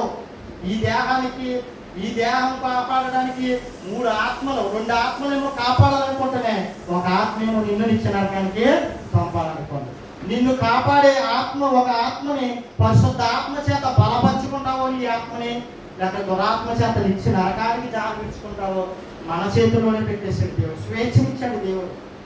ఆ స్వేచ్ఛను వినియోగించుకుని దేవునికి ప్రార్థించే పెదవులుగా ఉండి, దేవునికి ప్రార్థించే వారిగా ఉండి, దేవునికి దగ్గరగా ఉండి పరిశుద్ధ ఆత్మను పొందుకుని మనం దినదినం విశ్వాస జీవితంలో అభివృద్ధి చెంది ఆ లక్షణాలు ఏవైతే ఉన్నాయో 9 లక్షణాలు, ఆ లక్షణాలు మన క్రైస్తవ జీవితం చచ్చేలాగా వస్తే కనుక నేను పరలోకం వెళ్తాను. నేను చచ్చేలాగా నాలో ఏ ఒక్క క్వాలిఫికేషన్ మిస్ అయినా నేను పరలోకం, ఎంత స్వస్థత చేసినాడైనా కూడా, ఎంత పెద్ద పాస్టర్ అయినా సరే ఈ లక్షణాలు లేకపోతే పరలోకం వెళ్ళడు. స్వస్థత కావాలా, పరలోకం కావాలి మనకి. మనిషి ఎప్పటికైనా చచ్చిపోతారు ఖచ్చితంగా. ఈ దేహాన్ని విడిచిపెట్టేయాలి. కాబట్టి అది ముఖ్యం కాదు. మన దేహాన్ని విడిచిపెట్టిన తర్వాత ఆత్మ విశ్రాంతిలోకి వెళ్ళాలి, దేవుడితో ఉండాలంటే మనకి ఏం కావాలి? ఈ 9 లక్షణాలు, ఆత్మ లక్షణాలు కావాలి. వీటిని సంపాదించుకోవడానికి ఊరికే రావు, కష్టపడాలి. ఊరికే రావు. క్రైస్తవ జీవితంలో ఏం చేయాలి? కష్టపడ. పేద కింద కూర్చుని వాక్యం అంత ఈజీ కాదు. దేవుని కష్టపడడం అంటే పరిచర్య చెయ్యాలి, నలగగొట్టబడాలి, శ్రమ తోర్చాలి, సమయాన్ని కేటాయించాలి. అప్పుడు ఈ లక్షణాలన్నీ మనకే వస్తాయి. అప్పుడు తండ్రితో సహవాసంలో తండ్రి రొమ్మున ఆడుకోవడానికి మనం, లేదంటే మనం ఇచ్చినాకంటే వెళ్ళే స్థితిలో. ఇప్పుడైతే కనుక మనం అందరూ ఎక్కడున్నాం? అంటే దేవుడు రిలేషన్లో ఉన్నట్ట, దురాత్మ రిలేషన్లో ఉన్నట్ట? దురాత్మ రిలేషన్లోనే ఉన్నాం. ఎందుకంటే అబద్ధాన్ని నమ్ముతున్నాం. మరి దేవుని రిలేషన్లోకి వెళ్ళాలంటే పరిశుద్ధాత్మ అవసరం. ఆ ఆత్మ కలిగిన వారిగా ఉండాలంటే దినదినము దేవునికి దగ్గరగా ఉండాలి, వాక్యాన్ని ధ్యానిస్తూ ఉండాలి, ప్రార్థన చేసుకుంటూ ఉండాలి. అప్పుడే పరిశుద్ధాత్మ సహాయం మనల్ని దేవుని దగ్గరికి నడిపిస్తుంది. కాబట్టి ఎంతో ఈ మాట ఎక్కువ సమయాన్ని చెప్పాడు. ఎందుకంటే అది ఇది కలిపి చెప్పడం వల్ల మీకు సమయం ఎక్కువైంది. కొంతమందికి అర్థం కాదని వాళ్ళు చెప్పడం జరిగింది, క్షమించండి. ప్రార్థన చేసుకుందాం. మహాపరిశుద్ధుడా, మహాగరుడా, మహోన్నతుడా, సర్వాధికారి, సర్వసృష్టికర్తమైన మా తండ్రి, మీ పరిశుద్ధమైన విమోచనమైన నామానికి స్తుతులు స్తోత్రాలు చెల్లించుకుంటున్నాం తండ్రి. ఎంతవరకు తండ్రి మీరు మాకు ఇచ్చినటువంటి జీవాత్మల గురించి, మీరు మమ్మల్ని ప్రేమించిన నిత్యనరకానికి జారిపోకుండా తండ్రి నైనా మీరు ఏ ఆత్మ అయితే మాకు వరంగా ఇచ్చారో తండ్రి నైనా, ఆ పరిశుద్ధ ఆత్మ గురించి, దాని లక్షణాల గురించి తెలిసిన వరకు మనం మేము ధ్యానించుకున్నాం తండ్రి నైనా. వాటిని నైనా ఈ యొక్క పరిశుద్ధాత్మ లక్షణాలు మాలో ఫలించి అభివృద్ధి చెందడానికి కృప చూపించండి, బలపరచండి, సంఘాన్ని బలపరచండి, సహవాసాన్ని బలపరచండి, పరిచయాన్ని దీవించండి, ముందుకు నడిపించండి. ఎందరైతే ఈ ఆత్మ సహాయాన్ని కోరుతండి అయినా ప్రార్థిస్తున్నారు వారందరినీ ఈ ఆత్మను అనుగ్రహించమని వేడుకుంటున్నాను. నడిపించండి. త్వరగా ప్రీతి మరియు మా ప్రభు మార్చలేదు. ప్రభు యేసుక్రీస్తు నామమున ప్రార్థన సమర్పిస్తున్నాం తండ్రి. ఆమేన్.